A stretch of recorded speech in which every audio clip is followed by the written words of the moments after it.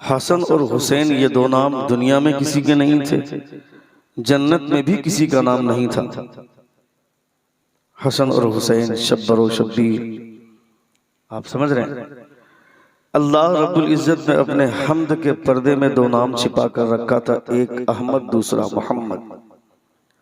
یہ دونوں نام حضور صلی اللہ تعالی علیہ وسلم کے ثابت ہوئے۔ زمین پر مصطفیٰ کا نام محمد ہے، آسمان پر حضور کا نام احمد ہے۔ اللہ رب العزت نے اپنے حمد کے پردے میں احمد اور محمد کو چھپا کر رکھا تھا، اور خدا نے اپنے حسن کے پردے میں حسن و حسین کا نام چھپا کر رکھا تھا۔ زور سے بولیں، زور سے بولیں۔ حضور فرماتے ہیں اللہ الجمیل ویحب الجمال، خدا خوبصورت ہے اور خدا خوبصورتی کو پسند فرماتا ہے۔ خدا کتنا خوبصورت ہے یہ ہم اور آپ جانے نہ جانے، نبی کونین صلی اللہ تعالی علیہ وسلم نے دیکھ کر بتایا کہ اللہ الجمیل ویحب الجمال، خدا خوبصورت ہے اور خدا خوبصورتی کو پسند فرماتا ہے۔ اللہ رب العزت نے اپنے حسن کے پردوں میں یہ دو نام چھپا کر رکھا تھا، حسن اور حسین، جو دونوں نام مصطفیٰ جان رحمت صلی اللہ تعالی علیہ وسلم کے نواسی کو ملے۔ حضور فرماتے ہیں کہ جنت اور دوزخ کے درمیان میں بحث ہوئی، آرگومنٹ ہوا۔ دوزخ کہتی تھی کہ میں بہتر ہوں، جنت کہتی تھی کہ میں بہتر ہوں۔ دوزخ کہتا تھا کہ میں تجھ سے افضل ہوں، جنت کہتی تھی کہ میں تم سے بہتر ہوں۔ بڑے بڑے دوزخ کہتا تھا کہ بڑے بڑے بادشاہ، بڑے بڑے ملوک سب میرے دامن میں آئیں گے، تمہارے پاس کمزور لوگ آئیں گے، تمہاری فضیلت کیسے ہو سکتی ہے؟ تو اللہ رب العزت نے غیب سے ندا دیا تھا جنت سے کہ تم خاموش کیوں ہوتے ہو؟ تم کہہ دو کہ قیامت کے دن جس دن حسن اور حسین میری جنت میں آ جائیں گے، زور سے بولیں، زور سے بولیں، قیامت کے دن جب حسن اور حسین میری جنت میں داخل ہو جائیں گے، اس وقت میری خوبصورتی میں اللہ رب العزت وہ اضافہ فرمائے گا جس اضافے کے سامنے دنیا اور کائنات کی تمام خوبصورتی ہیچ ہے، کوئی مجھ سے زیادہ بلندی رکھنے کے قابل نہیں ہوگا۔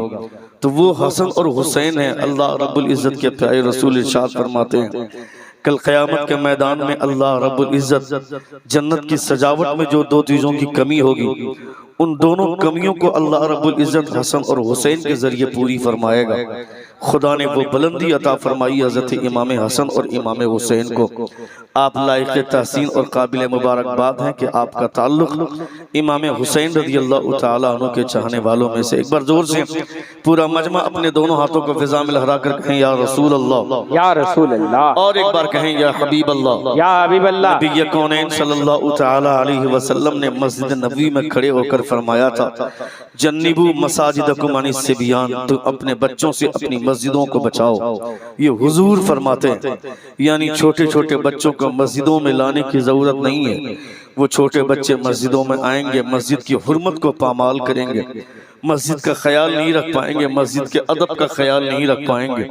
اسی لیے حضور نے فرمایا تھا جنبوا مساجدکم عن الصبیان، اپنے بچوں سے مسجدوں کو بچاؤ۔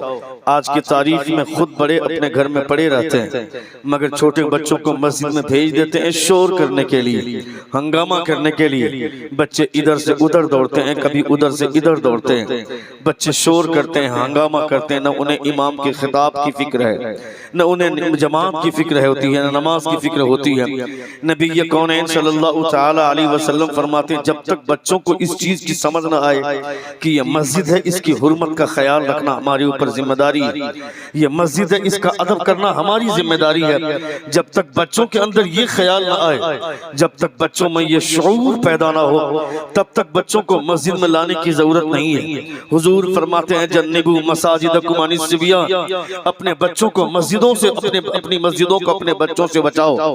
میں کہتا ہوں اے مصطفیٰ، اگر دنیا کے تمام بچوں کے لیے یہ قانون ہے تو ٹھیک ہے، ہمیں آپ کی باتوں پر یقین ہے۔ زمین پھٹ سکتی ہے، آسمان پھٹ سکتا ہے، مگر اے مصطفیٰ آپ نے جو کہہ دیا اس پر ڈاؤٹ کا کوئی امکان نہیں ہے، اس پر شک کی کوئی گنجائش نہیں ہے۔ ہمیں یقین ہے آپ نے کہہ دیا جن 10 صحابہ کے حوالے سے کہ ابو بکر صدیق جنتی ہیں، عمر فاروق جنتی ہیں، عثمان غنی جنتی ہیں، حضرت علی جنتی ہیں، حضرت ابو عبیدہ بن جراح کے ساتھ ساتھ یہ 10 صحابہ کے تعلق سے آپ نے فرمایا ان تمام لوگوں کے تعلق سے تمام امت مسلمہ کا اتفاق ہے کہ سورج کے نکلنے اور ڈوبنے میں شک ہو سکتا ہے، مگر عشرہ مباشرہ کے جنتی ہونے میں شک نہیں ہو سکتا ہے۔ اتنا یقین ہے آپ کی باتوں پر۔ اے مصطفیٰ، آپ نے فرمایا جنبوا مساجدکم عن الصبیان، اپنی مسجدوں کو اپنے بچوں سے بچاؤ، مگر اے مصطفیٰ دنیا کے تمام بچوں کو مسجد میں نہیں لائیں گے، یہ بات سمجھ میں آتی ہے۔ بڑے آئیں بچے نہیں آئیں، اس لیے کہ بچوں کو مسجد کا خیال نہیں معلوم، بچوں کو مسجد کا ادب اور مسجد کی حرمت کا خیال نہیں معلوم، مگر اے مصطفیٰ آپ محراب پہ کھڑے ہیں، مسجد نبی میں خطبہ دے رہے ہیں، ہم نے دیکھا ہے دو شہزادوں کو مسجد میں داخل ہوتے ہوئے، وہ جب دونوں شہزادے مسجد میں داخل ہوئے آپ ممبر سے نیچے اتر گئے، آپ نے انہیں اوپر اٹھایا، انہیں گلے سے لگایا، اپنے سینے سے لگایا۔ جب آپ سجدے میں جاتے ہیں اور وہ سجدے میں آپ کی پیٹھ پر بیٹھ جاتے ہیں تو اے مصطفیٰ آپ اپنے سجدے کو لمبا کر دیتے ہیں، اپنی تسبیح بڑھا دیتے ہیں۔ اے مصطفیٰ دنیا کے تمام بچوں کے لیے الگ قانون اور فاطمہ کے گھر کے بچوں کے لیے الگ قانون، تو میرے مصطفیٰ کا عمل اس بات کا احساس دلاتا ہے دنیا کے دوسرے بچے مسجدوں کے ادب کو خراب کر سکتے ہیں، مگر فاطمہ کے گھر کا بچہ مسجد کا وقار بچائے گا، مسجد کی حرمت بچائے گا، مسجد کی شان بچانے والا فاطمہ کے شہزادہ ہے۔ نعرہ تکبیر، نعرہ رسالت، عظمت حسین، مقام حسین۔ واہ واہ واہ واہ واہ واہ، ماشاءاللہ۔ اللہ رب العزت کا لاکھ لاکھ شکر احسان ہے کہ آپ کا تعلق حضرت امام حسین رضی اللہ تعالی عنہ سے ہے۔ نبی کونین صلی اللہ تعالی علیہ وسلم نے اتنی بلندی عطا فرمائی حضرت امام حسین رضی اللہ تعالی عنہ کو۔ خدا فرماتا ہے وَلَا تَقُولُوا لِمَنْ يُقْتَلُ فِي سَبِيلِ اللَّهِ أَمْوَاتٌ بَلْ أَحْيَاءٌ وَلَكِنْ لَا تَشْعُرُونَ۔ اللہ فرماتا ہے وہ لوگ جو اللہ کے راستے میں قتل کیے جائیں انہیں مردہ نہ کہو بلکہ وہ زندہ۔ یہ اللہ رب العزت ارشاد فرماتا ہے دنیا کا کوئی بھی قانون بولنے پر پابندی نہیں لگاتا، دنیا کا کوئی بھی قانون سوچنے پر پابندی نہیں لگاتا۔ We the people of India having solemnly resolved to constitute India into a sovereign socialist secular democratic and republic۔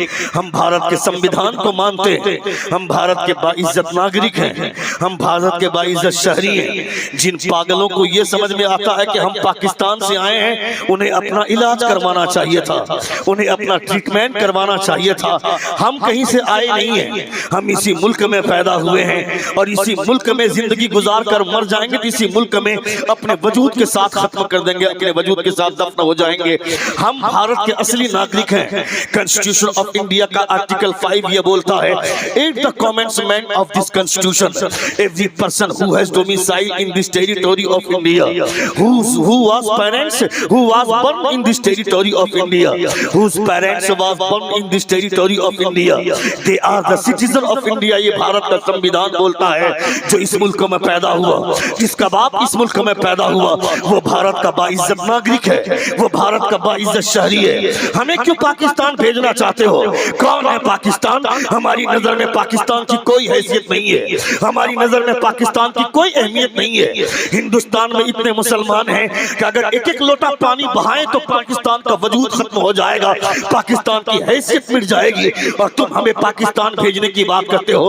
We the people of India، ہم بھارت کے پیپل ہیں، ہم بھارت کے ناگرک ہیں، ہم بھارت کے ناگرک ہیں۔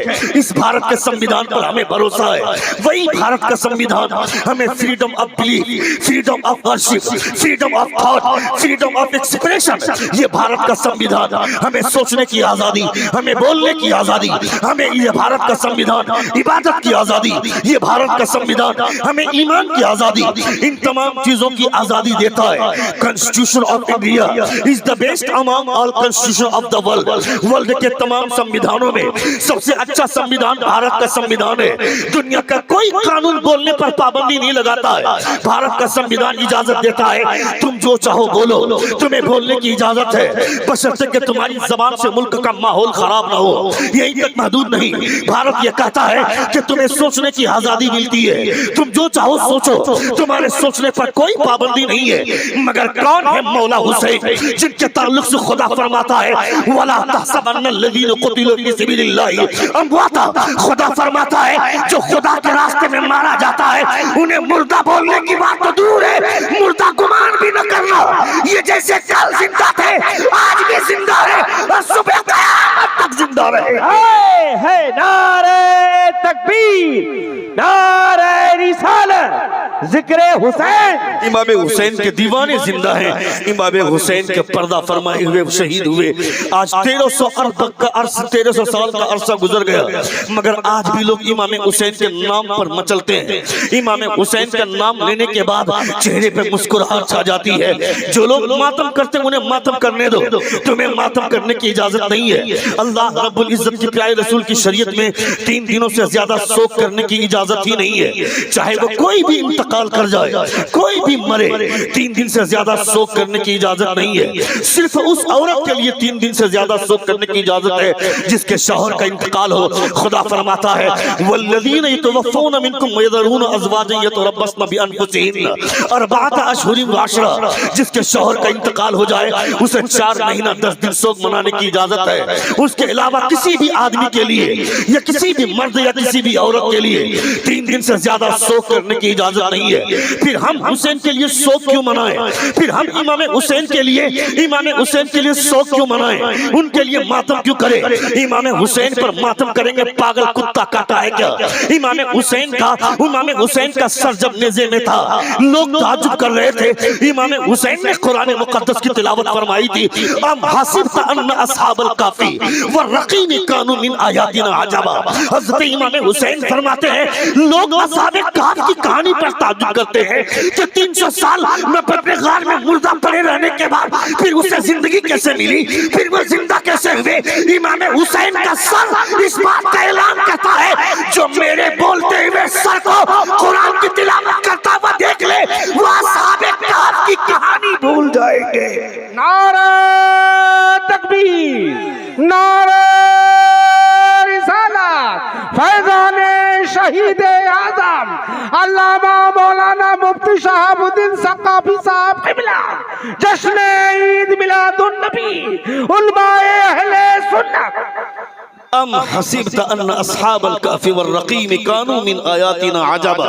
हज़रत इमाम हुसैन के सर ने जिस कुरान की आयत पढ़ा था वो आयत यही है। जोर से बोले, जोर से बोले, जोर से बोले। पूरा मजमा एक बार अपने दोनों हाथों को फिजा में लहरा कर कहें या रसूल अल्लाह। लोग बोलते हैं ना कि हज़रत इमाम हुसैन ने नोके नेज़ा पर चढ़कर कुरान सुनाया है, कुरान की तिलावत कर रहे हैं, कुरान पढ़ रहे हैं। जिस आयत की तिलावत हज़रत इमाम हुसैन ने फरमाई थी वो यही तिलावत है। अल्लाह रब्बुल इज़्ज़त के प्यारे रसूल सल्लल्लाहु अलैहि वसल्लम के नवासे को खुदा ने ऐसी बुलंदी अता फरमाई, दुनिया के किसी भी आदमी को खोल को खड़ा करके पूछो कि खुदा के बाद आपको सबसे ज्यादा मोहब्बत किससे, जवाब मिलेगा मुस्तफा से। हजरत सिद्दीक अकबर से पूछो कि खुदा के बाद आपको सबसे ज्यादा मोहब्बत किससे, जवाब मिलेगा मुस्तफा से। हजरत उमर से पूछो कि खुदा के बाद आपको सबसे ज्यादा मोहब्बत किससे, जवाब मिलेगा मुस्तफा से। हजरत उस्मान गनी से पूछो कि खुदा के बाद आपको सबसे ज्यादा मोहब्बत किससे, जवाब मिलेगा मुस्तफा से। हजरत अली से पूछो कि खुदा के बाद आपको सबसे ज्यादा मोहब्बत किससे, जवाब मिलेगा मुस्तफा से। 1,24,000 कमो बेश सहाबा कराम में से किसी एक से भी खड़ा करके पूछो, किसी एक से भी पूछ कर देखो, सबका एक जवाब कि खुदा के बाद सबसे ज्यादा मोहब्बत मैं मुस्तफा से करता हूँ। मगर यही सवाल कभी मुस्तफा से करना, ए मुस्तफा खुदा के बाद आपको सबसे ज्यादा मोहब्बत किससे, तो मेरे मुस्तफा जवाब देते हैं खुदा के बाद मैं सबसे ज्यादा मोहब्बत जिससे करता हूँ वो मेरी बेटी फातिमा है और उनके बेटे हसन और हुसैन। वाह वाह, नारे तकबीर। यार जरा सारा मजमा हाथ तो उठा ले हुसैन के नाम पर, या हुसैन, या हुसैन, या हुसैन। वाह माशाअल्लाह। खुदा के बाद मैं जिससे सबसे ज्यादा मोहब्बत करता हूँ वो मेरी बेटी फातिमा, उनके बेटे हसन और हुसैन है।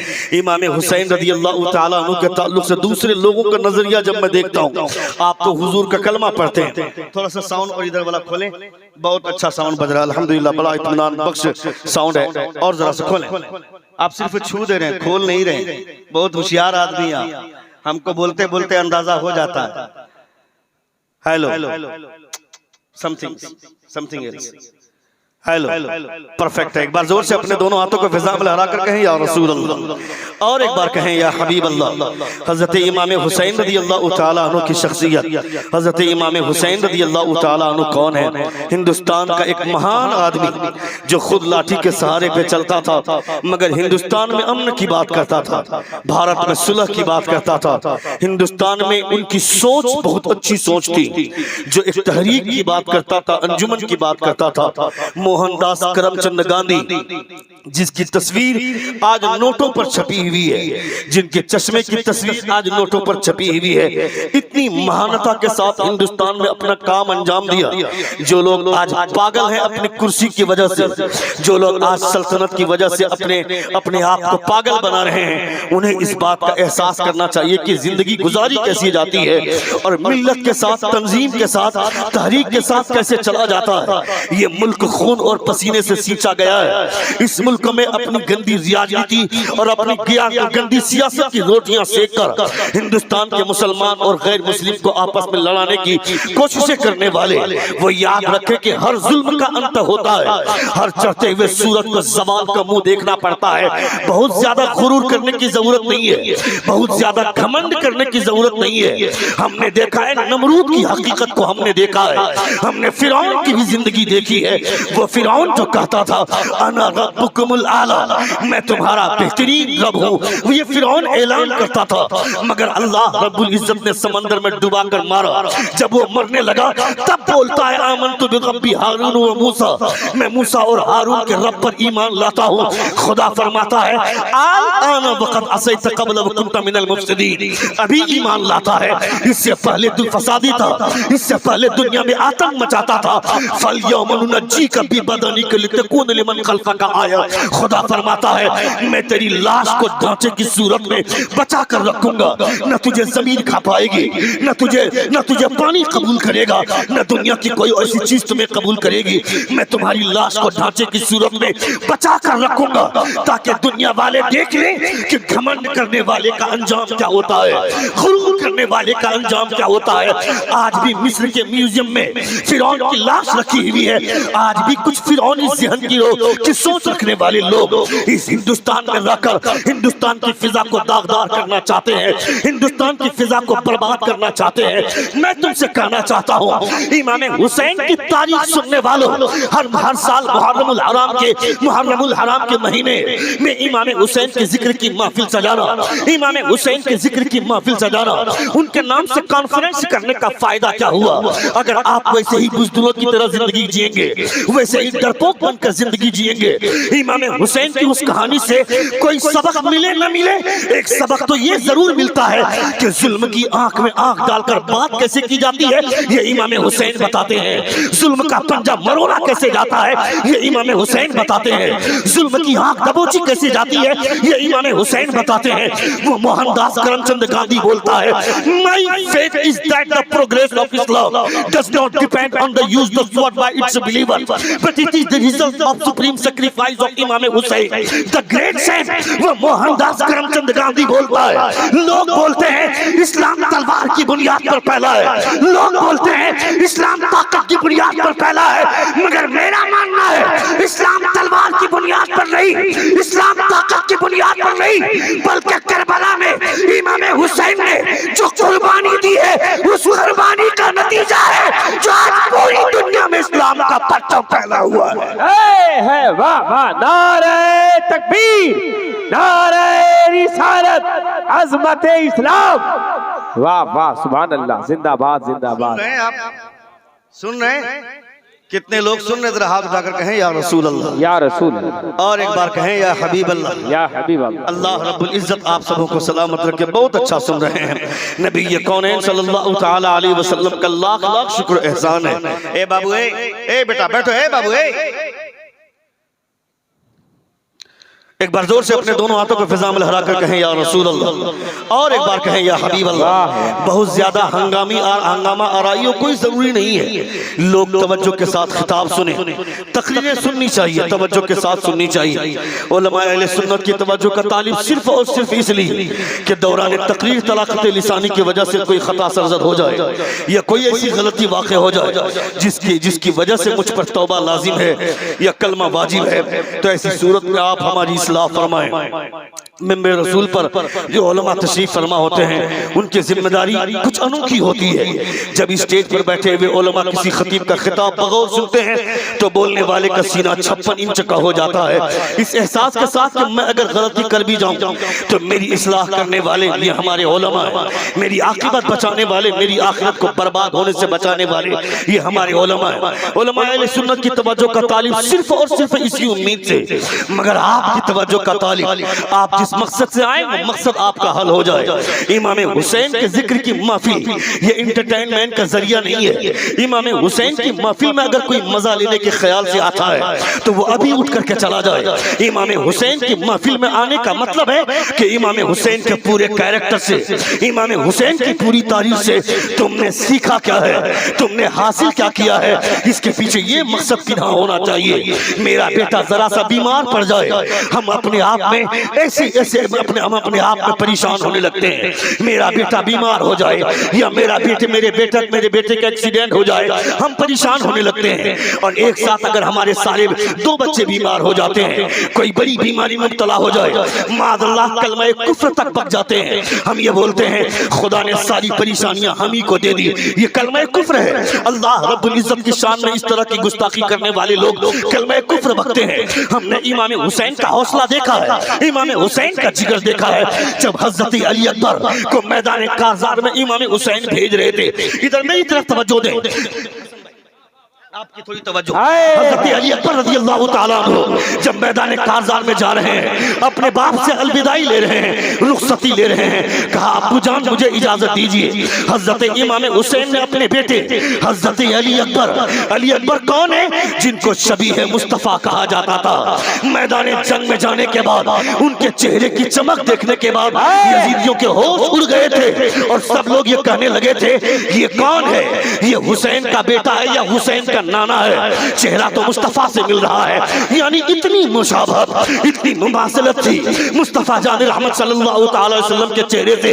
حضرت علی اکبر کو جب امام حسین رخصت فرما رہے ہیں تو حضرت امام علی اکبر فرماتے ہیں ابا جان مجھے اجازت دیجیے میدان کارزار میں جانے کے لیے۔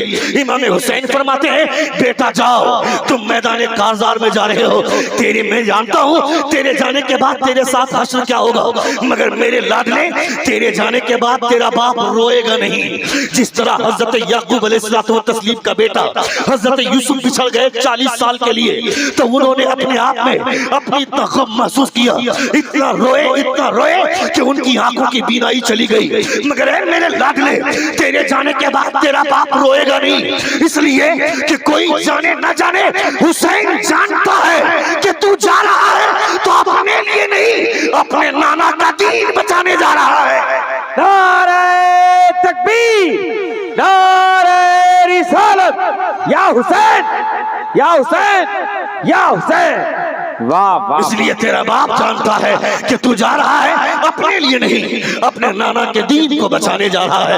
حضرت علی اکبر رضی اللہ تعالیٰ عنہ میدان کارزار میں گئے، ایک ایسا نیزہ ان کے سینے پر لگا تھا، حضرت علی اکبر کے ان کے سینے پر نیزہ پیوستہ ہوا تھا۔ اب وہ لوٹ کر آتے اپنے ابا حضور کے پاس، حضرت امام حسین سے فرمایا تھا کہ یہ نیزہ اگر باہر نکال دے تو پھر میں دکھاتا ہوں۔ نیزہ جیسے ہی نکالا تھا خون کا ایسا فوارہ جاری ہوا کہ آپ کی پوری باڈی ٹھنڈی پڑ گئی، ایک ساتھ بدن کا سارا خون نکل گیا۔ حضرت علی اکبر رضی اللہ تعالیٰ عنہ کو دنیا کی کوئی تاریخ بتا دے کہ امام حسین کی آنکھ سے اس وقت آنسو کا کوئی قطرہ جاری ہوا تھا کیا؟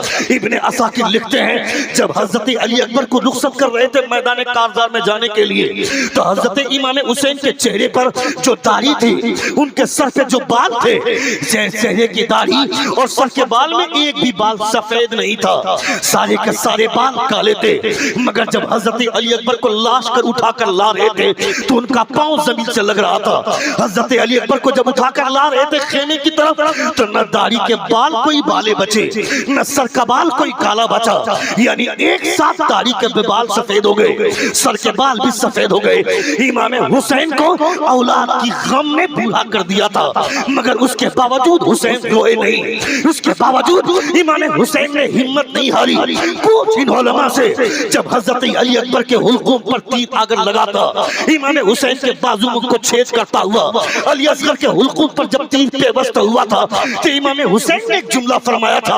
امام حسین فرماتے ہیں اگر آج میرے سامنے میرے دادا حضرت ابراہیم ہوتے تو میں ان سے کہتا کہ آپ نے بھی مینا کی وادی میں بیٹا قربان کیا تھا، میں نے بھی آج کربلا میں اپنا بیٹا قربان کیا ہے۔ فرق یہ ہے کہ جب آپ نے مینا کی وادی میں بیٹا قربان کیا تھا تو آنکھوں پر پٹی باندھ لی تھی، میں بغیر پٹی باندھے خدا کی راہ میں بیٹا قربان کر رہا ہوں۔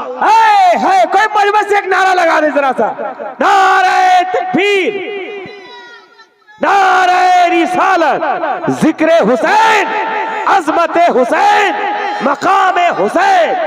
کیا خطاب ہے ماشاءاللہ، واہ واہ واہ واہ، واہ بہت خوب، زندہ باد، واہ۔ سن رہے ہیں آپ؟ سن رہے ہیں؟ واہ واہ، کتنے لوگ سن رہے؟ ذرا ہاتھ اٹھا کر کہیں یا رسول اللہ، اور ایک بار کہیں یا حبیب اللہ۔ اللہ رب العزت کا لاکھ لاکھ شکر احسان ہے کہ آپ حضرت امام حسین رضی اللہ تعالیٰ عنہ سے محبت فرماتے ہیں۔ میرا پورا اسٹیج الحمدللہ حساس طبیعت کا مالک ہے، بغور میرا خطاب سن رہے ہیں الحمدللہ۔ میں اپنے تمام علماء کا شکر گزار ہوں، ساتھ میں آپ سبوں کا بھی شکر گزار ہوں کہ آپ بیٹھ کر سن رہے ہیں۔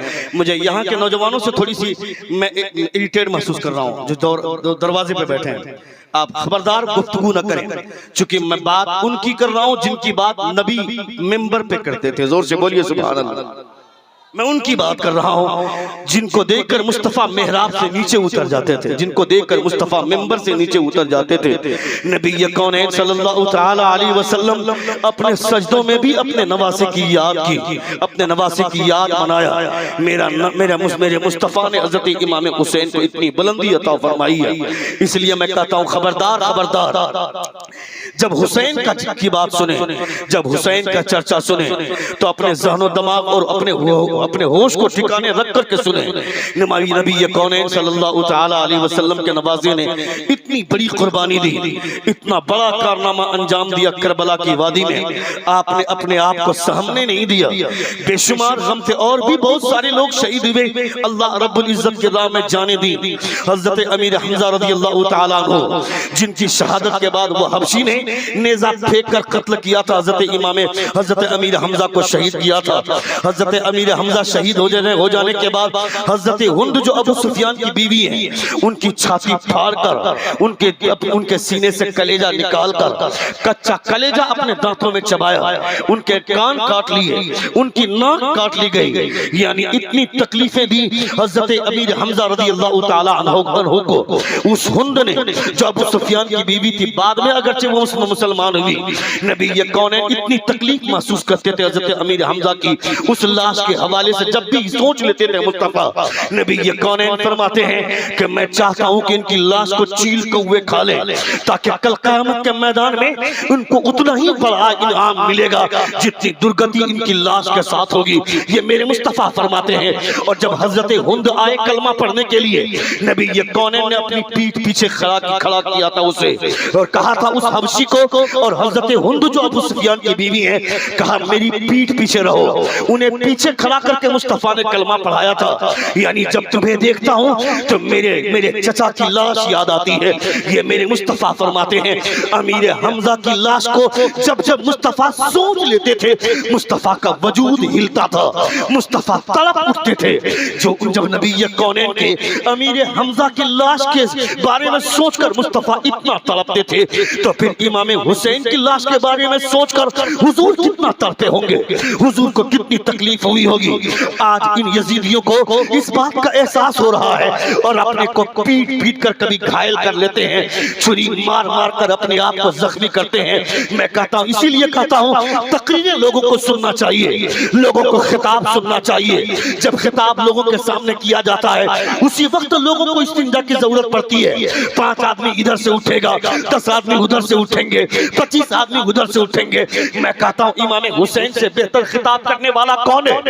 انہیں تقریر امام حسین نے محرم الحرام کی 10ویں تاریخ کو صبح 10 بجے امام حسین نے تقریر کی تھی۔ اگر اس تقریر کو ان یزیدیوں نے دل سے سنا ہوتا تو جس طرح حضرت حور کا ارادہ بدل گیا ان تمام یزیدیوں کا ارادہ بدل جاتا، مگر حضرت حور نے امام حسین کی تقریر کو طبیعت کے ساتھ سنا تھا، اس لیے ان کے ارادے بدل گئے۔ حضرت حور نے امام حسین کو اس کربلا کی وادی میں رکنے پر مجبور کیا تھا۔ امام حسین اپنا سفر کسی اور طرف لے کر جانا چاہتے تھے، مگر اس حور نے کہا تھا کہ ابن زیاد کا حکم ہے آپ کو ایسی جگہ پر روکا جائے جہاں پہ کوئی گھاس والی زمین نہ ہو، جہاں کوئی درخت نہ ہو، جس کا چھاؤں آپ کو ملے، آپ کو بالکل پانی سے دور۔ کیا ہو رہا بابو؟ آپ بیٹھو نا، اے بابو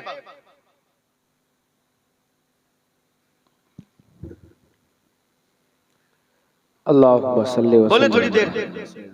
آپ کو لگتا ہوگا کہ میں ڈسٹرب کر رہا ہوں آپ کو ڈسٹرب نہیں کر رہا ہوں، میں ڈسٹرب ہو رہا ہوں۔ جب میری تقریر کے درمیان میں کوئی ادھر ادھر فضول میں اٹھک بیٹھک کرتا ہے تو میں اریٹیٹ ہوتا ہوں۔ وہ جو مضمون، وہ جو خاکہ تیار ہو کر کے آتا ہے، وہ اس خاکے میں سے آدمی بہک جاتا ہے۔ آدمی 1 گھنٹے کی تقریر میں کچھ بتانا چاہتا ہے، کچھ سمجھانا چاہتا ہے، کچھ ایسی باتیں پیش کرنے کی کوشش کرتا ہے تاکہ وہ باتیں آپ کے دل و دماغ پر بیٹھے۔ ہم نے صرف اپنی کہانیاں سنی، اپنی کہانیوں سے ہم نے کچھ حاصل نہیں کیا، ہمیں حاصل کرنے کی ضرورت ہے۔ محرم الحرام کے مہینے میں ہم نے صرف یہ سوچا کہ اپنی پیشانی پر وہ ہری پٹی باندھ کر امام حسین کے نام کا نعرہ لگائیں گے، یا حسین یا حسین یا حسین، تو ہماری زندگی پروان چڑھ جائے گی، اللہ رب العزت ہم سے راضی ہو جائے گا۔ امام حسین کا نام کا صرف نعرہ لگانے کی وجہ سے اگر آپ کو ایسا لگتا ہے کہ آپ کو جنت میں جانے سے کوئی نہیں روکے گا تو آپ یقین جانیں کہ جنت اتنی آسان چیز نہیں ہے۔ جنت کو اتنے ہلکے میں مت لیجئے گا، جنت بہت مشکل چیز ہے، کبھی کبھی پورے کنبے کو کٹوانا پڑتا ہے۔ زور سے بولیے سبحان اللہ۔ خدا کو راضی کرنا اتنا آسان کام نہیں ہے۔ نبی کونین نے کہہ دیا تھا امام حسین کے لیے، الحسن والحسین سیدہ شباب اہل الجنہ، these Hasan and Hussain these are the leader of the paradise، یعنی حسن اور حسین جنتی نوجوانوں کے سردار ہیں، یہ حضور نے فرمایا تھا۔ اس کے باوجود امام حسن نے زہر کی مشقت جھیلی، آپ نے ایسا زہر دیا گیا کہ آپ کی وہ ساری آنتیں پخانے کے راستے سے باہر آ گئی۔ آپ سے پوچھا گیا تھا کہ نام بتا دیجئے تو وجود ہلا کر رکھ دیں گے۔ امام حسن فرماتے ہیں کہ اگر آج بدلہ لے لیا، میں اگر نام بتا دیا تو مجھ کو جس پر ڈاؤٹ ہے، اگر میں نے اس کا نام بتا دیا تم اسے چھوڑے ہوئے نہیں، تم اسے مار دو گے، اور اگر اس آدمی کا گپے جس پر میرا گمان ہے اس آدمی کا شک صحیح نہیں نکلا تو پھر تم کسی غلط آدمی کو سزا دو گے۔ اس لیے میں نہیں چاہتا ہوں کہ جس نے جرم نہ کیا ہو اسے سزا ملے، اس لیے اس کا صحیح طور پر انتقام لینے والا اگر کوئی ہے تو وہ میرا پروردگار ہے۔ میں اپنے پروردگار پر انتقام چھوڑتا ہوں۔ منتقم حقیقی رب حقیقی ہے، زور سے بولیے سبحان اللہ۔ خدا رب قدیر کی ذات انتقام حقیقی لینے والا ہے۔ حضرت امام حسن نے اس مشقت کو جھیلی، مگر آپ نے کسی کا نام نہیں بتایا۔ حضرت امام حسین نے اتنی تکلیفیں جھیلی، لوگ بولتے ہیں امام حسین نے بغاوت کی، میں کہتا ہے ظالم، امام حسین نے بغاوت کی تھی کس کی؟ انہیں کرسی چاہیے تھی کیا؟ انہیں تخت چاہیے تھا کیا؟ انہیں مصر کی گورنری چاہیے تھی کیا؟ انہیں رے کی سلطنت چاہیے تھی کیا؟ امام حسین کو کسی چیز کی لالچ نہیں تھی، امام حسین کو مصر کی سلطنت نہیں چاہیے۔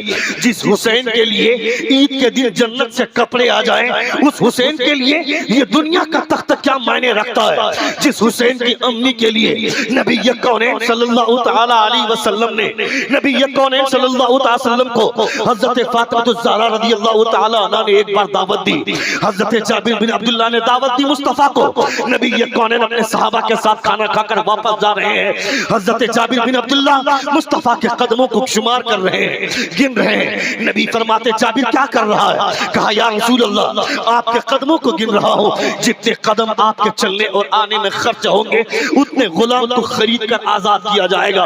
حضرت علی حسرت بھری نگاہ سے دیکھ رہے ہیں، گھر لوٹتے ہیں حضرت علی، حضرت خاموش بیٹھے ہوئے حضرت علی۔ حضرت فاطمہ فرماتی ہیں میرے سرتاج اس خاموشی کے پیچھے ریزن کیا ہے، اتنے غمگین کیوں ہے؟ حضرت علی فرماتے ہیں آج میں نے دیکھا ہے ان تمام صحابہ کو لے کر مصطفیٰ حضرت فاطمہ الزہرا کے گھر آ گئے، نبی کونین گھر میں آ گئے، داخل ہو گئے۔ ادھر حضرت فاطمہ نے مصلی بچھا کر اپنے سر کو سجدے میں رکھا اور فرماتی ہیں پروردگارا آج تیرے محبوب کی بیٹی نے، آج تیری بندی فاطمہ نے دعوت کسی اور کو نہیں دی ہے، تیرے محبوب کو دی ہے، مگر اے پروردگارا میرے گھر میں چولہا تک نہیں جلا ہے۔ فاطمہ کی عزت اور اس کی آبرو کو رکھنا پروردگارا تیرا کام ہے، اے مولا آج فاطمہ کی عزت بچا لے، آج فاطمہ کی آبرو رکھ لے۔ یہ اللہ رب العزت سے فریاد کر رہی ہے۔ اچانک دروازے پہ دستک دی گئی، دروازے پہ دستک دیا، دروازہ کھلا، سامنے بلبل سدرہ حضرت جبریل امین کھانے کا طبق لے کر کے حاضر ہے۔ حضرت فاطمہ سے فرماتے ہیں اے فاطمہ خدا نے تیرے سجدے کو قبول کر لیا ہے، آج نبی کے لیے ان کے صحابہ کے لیے خدا نے جنتی کھانا بھیجا ہے، واہ واہ واہ واہ، جنتی کھانا بھیجا ہے۔ وہ کھانا مصطفیٰ کے دسترخوان پہ پروسا گیا، صحابہ کرام کھا رہے ہیں، لطف اندوز ہو رہے ہیں۔ اچانک مصطفیٰ اپنے صحابہ سے پوچھتے ہیں، فرماتے ہیں میرے صحابہ بتاؤ کھانا کیسا لگ رہا ہے، صحیح صحیح بتانا، کھانے کا ذائقہ کیسا ہے، کھانے کی لذت کیسی ہے۔ حضرت فاطمہ الزہرا رضی اللہ تعالی عنہ کا گھر ہے، مصطفیٰ پوچھ رہے ہیں صحابہ کرام رضوان اللہ تعالی علیہ مجمعین سے۔ نبی کونین کے صحابہ فرماتے ہیں اے اللہ کے رسول، نبی کونین صلی اللہ علیہ وسلم کے صحابہ فرماتے ہیں اے اللہ کے رسول ہم نے آج تک ایسا کبھی اتنا لذیذ کھانا، اتنا ذائقہ دار کھانا ہم نے آج تک نہیں کھایا ہے۔ نبی کونین کا جواب سنو، مصطفیٰ فرماتے ہیں کھائے گا بھی کیسے، یہ کھانا دنیا کا ہوتا تب نہ کھاتا، یہ کھانا دنیا کا ہے ہی نہیں، یہ کھانا تو جنت سے آیا ہے اور یہ میری بیٹی فاطمہ کے قدموں کی برکتوں سے ہے۔ واہ واہ واہ واہ، نعرہ تکبیر، نعرہ رسالت، خاندان مصطفیٰ، ماشاءاللہ، واہ واہ واہ، ماشاءاللہ۔ یہ میری بیٹی فاطمہ کی دعاؤں کی برکتیں ہیں، ان کے سجدوں کی برکتیں ہیں، یعنی اتنی باکرامت ولیہ حضرت فاطمہ الزہرا رضی اللہ تعالی عنہ، ان کے والد، ان کے شوہر حضرت علی رضی اللہ تعالی عنہ، جب ان کی کہانی سنے، جب ان کی باتیں سنے، ان کے گھر کی باتیں سنے، تو انسان کو اپنے احساسات کو زندہ رکھ کر سننا چاہیے۔ ہم آج امام حسین کی کہانی سنتے ہیں، صرف ایک مہینے کے لیے اپنے آپ کو حسینی بنا کر زندہ رکھتے ہیں، نہیں صاحب، حسینی اگر اپنے آپ کو بنانا ہے تو پوری لائف کے لیے حسینی بناؤ۔ محرم کا مہینہ آنے کے بعد دھڑکنیں زندہ ہو جاتی ہیں، لب زندہ ہو جاتے ہیں، ہماری آنکھیں زندہ ہو جاتی ہیں، نہیں سال بھر اپنی زندگی کا ثبوت دینا ہے۔ امام حسین کے نام کا نعرہ لگانے والا اذان سننے کے بعد بھی اگر اپنے بستر پہ پڑا ہوا ہے تو اس کا مطلب ہے کہ وہ سچا اور پکا حسینی نہیں ہے۔ اذان سننے کے بعد بھی اگر نرم اور گدیلے بستر پر سویا ہوا ہے اس کا مطلب ہے وہ سچا اور پکا حسینی نہیں ہے۔ کیسا حسینی؟ 24 گھنٹے اپنے کان میں بلوٹوتھ ڈال کر، 24 گھنٹے اپنے کان میں ایئر فون ٹھوس کر گانا سنے گا، فلمیں دیکھے گا، فیس بک چلائے گا، انسٹاگرام چلائے گا، اپنی زندگی گناہ کے دلدل میں دبا کر اپنے آپ کو برباد کرے گا، اور ایک مہینہ کے بعد، ایک سال کے بعد محرم کا مہینہ آئے گا، وہ کہے گا ہم حسینی ہیں، یا حسین کا نعرہ لگاتے ہو۔ خبردار، حسین کسے بولتے ہیں؟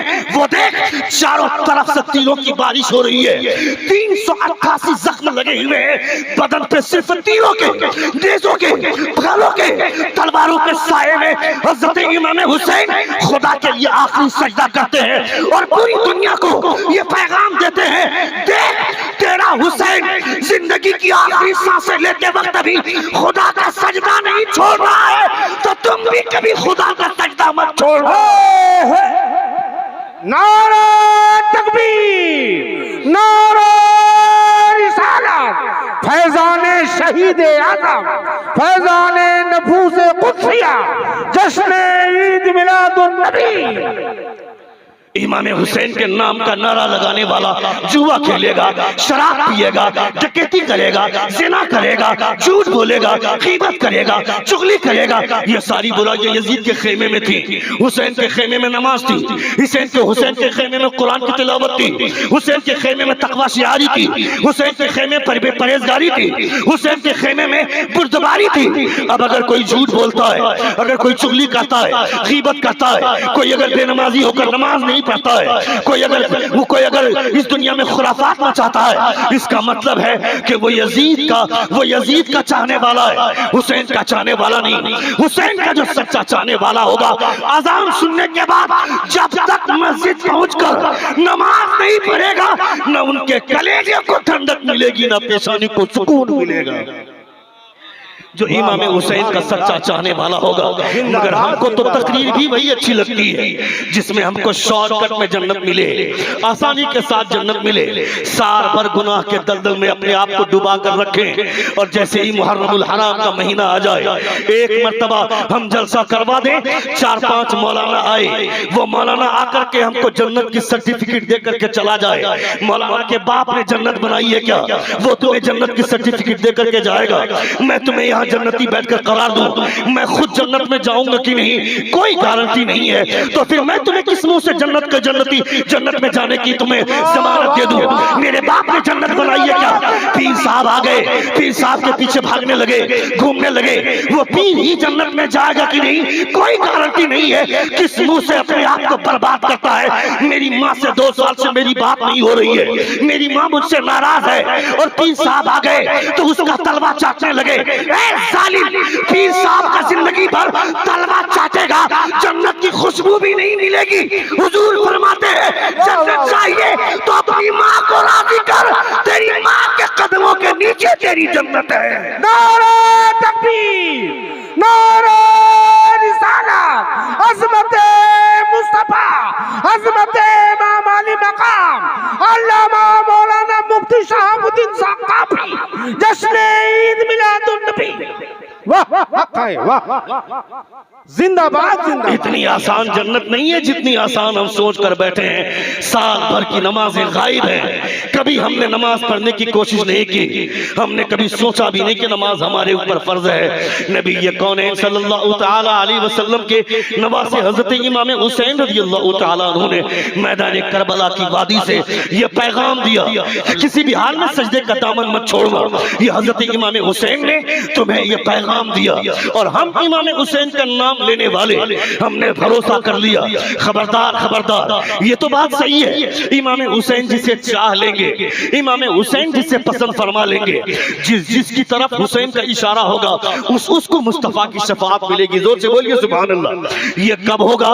امام حسین پسند فرما لیں گے، امام حسین کے نام کا آپ نے نعرہ لگایا، امام حسین نے پسند کر لیا تو ایسا ہوگا۔ میں یہاں حسین کے نانا کی بات کر رہا ہوں، حسین کے نانا کی حدیث پیش کر رہا ہوں، اسی حدیث کے پڑھنے کے درمیان میں ایک آدمی مجمع سے اٹھ کر کے جا رہا ہے، اگر حسین نے اسے ناپسند فرما لیا تو پھر کیا ہوگا؟ ان کے نانا کی حدیث کی جو توہین ہوئی، قرآن مقدس کی آیت کی جو توہین ہوئی، اس کو اگر حسین نے ناپسند فرما لیا تو پھر کیا ہوگا؟ کبھی تم نے یہ سوچا؟ اپنے آپ کو گناہوں کے دلدل میں ڈبا رہا ہے، تمہارا بچہ رات کے 12 بجے گھر لوٹتا ہے، باپ کو پوچھنا چاہیے تھا میرے لاڈلے رات کے 12 بج گئے کہاں تھا، کس کے ساتھ عیاشی کر رہا تھا، کس کے ساتھ آوارگی مچا رہا تھا، باپ کو پوچھنا چاہیے تھا۔ مگر کون باپ پوچھے گا؟ کس باپ میں اتنی ہمت ہوگی؟ یہ ہمت تو اس باپ کو ہوگی نا جو باپ عشاء کی نماز پڑھنے کے بعد گھر آ کر کے بیوی بچوں کے ساتھ رات کا کھانا کھاتا ہوگا، وہ باپ میں اتنی ہمت ہوگی۔ مگر جو باپ خود رات میں 12 بجے رات تک اپنے دوستوں کے ساتھ عیاشی کرتا ہو، آوارگی مچاتا رہتا ہو، وہ اپنے دوستوں کے ساتھ لونڈیا بازی کرے گا، اسے تو یہ حق ہی نہیں ہے کہ وہ اپنے بیٹے کو پوچھے گا اتنی رات گئی کہاں تھے، اسے یہ ہمت نہیں ہوگی۔ اب اپنے دوستوں کے ساتھ آوارگی مچائیں گے، میرا بیٹا بھی کسی کی باہوں میں بائیں ڈال کر وہ زندگی کے مزے لے گا۔ میں کہتا ہوں تم نے اپنی زندگی برباد کر دی، تم نے اپنے بچوں کی لائف برباد کر دی۔ تمہارا بیٹا صبح سے لے کر کے شام تک اپنے آوارہ دوستوں کے ساتھ PUBG کھیلتا ہے، فری فائر کھیلتا ہے، اسے امام حسین کی کہانی بتا، اسے امام حسین کا کیریکٹر بتا, اسے علی اکبر کی کہانی بتا, اسے حضرت امام قاسم کی کہانی بتا, تاکہ تمہارا بیٹا پب جی اور فری فائر میں اپنی زندگی برباد نہ کرے. تم نے نہیں دیکھا اسی پب جی کے لالچ میں آ کر وہ سیما حیدر نام کی ایک رنڈی جو پاکستان سے ہندوستان آئی اور سچن نام کے ایک لچے سے اس نے شادی کی, وہ دھرم پریورتن کری اور یہ دھرم پریورتن کر کے بولتی ہے میں گنگا نہاؤں گی اس کے بعد سچن سے شادی کروں گی. میں کہتا ہے لچی, تیرے دھرم پریورتن کر دینے کی وجہ سے اسلام کا وقار ختم نہیں ہوگا, اسلام کی عزت برباد نہیں ہوگی. اسلام جیسے کل بلند تھا آج بھی بلند ہے, صبح قیامت تک اسلام بلند و بالا رہے گا. زندہ باد زندہ باد. واہ, حق ہے حق ہے, بہت خوب بہت خوب. سن رہے کتنے لوگ سن رہے, ذرا ہاتھ اٹھا کر کہیں یا رسول اللہ, اور ایک بار کہیں یا حبیب اللہ. 1 گھنٹے کی تقریر میری ہو گئی اور 5 سے 10 منٹ سنے, اس کے بعد تقریر دی اینڈ ہو جائے گی. ایک بار زور سے پورا مجمع اپنے دونوں ہاتھوں کا فضا میں لہرا کر کہیں یا رسول اللہ, اور ایک بار کہیں یا حبیب اللہ. ہندوستان میں بہت سارے معاملات ایسے ہیں, تم کو تو سوچنا چاہیے. اللہ رب العزت نے نبی کونین صلی اللہ علیہ وسلم کے دین کو اتنی مضبوطی عطا فرمائی ہے, اتنا وقار بلند فرمایا اللہ رب العزت نے اس دین کا. آپ اپنے گھر میں نرم اور گدیلے بستر پر سوئے رہتے ہیں, اچانک کبھی سوئے کسی بھی ٹی وی کا ریموٹ لے کر کے کسی بھی چینل کو چالو کر کے دیکھو تو کسی نہ کسی نیوز چینل پر اسلام کی بات ہو رہی ہے, مسلمانوں کی بات ہو رہی ہے. تم نے نہیں سوچا اسلام کی حقانیت کی دلیل ہے, چاہے وہ پوزیٹیو انداز میں بات کرے چاہے نیگیٹیو انداز میں بات کرے, 24 گھنٹے اگر کسی دھرم کا پرچار ہو رہا ہے تو وہ مذہب اسلام ہے, وہ مذہب اسلام ہے جس کا پرچار ہو رہا ہے. 24 گھنٹے اسلام کی حقانیت پر بات ہو رہی ہے. میں کہتا ہوں تمہیں تو اس بات کا شکریہ ادا کرنا چاہیے کہ اللہ رب العزت نے تمہیں مسلمان بنایا, نبی کونین کا چاہنے والا بنایا. لوگ اسلام کے خلاف بولتے رہیں گے مگر اسلام کی فطرت میں قدرت نے لچک دی ہے, جتنا ہی دباؤ گے اتنا ہی یہ ابھرے گا. اسلام تیری نبض نہ ڈوبے گی حشر تک, تیری رگوں میں خون رواں 4 یار کا, اس کا وقار مجروح نہیں ہوگا. 2-4 مسلمانوں کے مار دینے کی وجہ سے کیا مسلمان مر جانے سے اسلام مر جائے گا کیا؟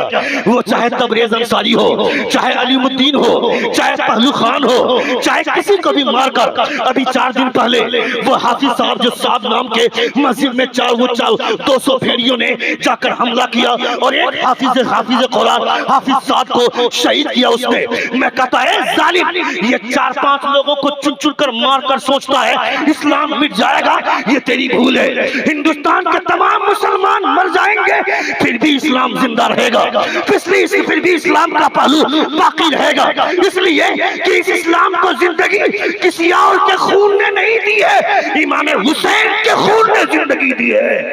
نعرہ تکبیر, نعرہ رسالت, عظمت امام علی مقام, فیضان شہید اعظم, فیضان شہید اعظم, جشن عید میلاد النبی. اسلام کا عروج کبھی ختم نہیں ہوگا, اسلام کا وقار بڑھتا جائے گا. مگر یہ سارے کارنامے انجام اس لیے دیے جاتے, سنیں, یہ سارے کارنامے اس لیے انجام دیے جاتے ہیں کہ مسلمانوں کو ڈرا دیا جائے, مسلمان ڈر محسوس کرنے لگے. 4 آدمی میں نے مل کر مارا, 5واں آدمی وہیں پر کھڑا ہو کر ویڈیو بنایا, ویڈیو بنا کر سوشل میڈیا پر وائرل کر دیا تاکہ مسلمان سفر کرنے سے ڈرنے لگے, مسلمان کہیں جانے سے ڈرنے لگے, مسلمان اتنا خائف ہو جائے کہ وہ ہر قدم پر یہ محسوس کرے میرے سر پر میری تباہی کھڑی ہے.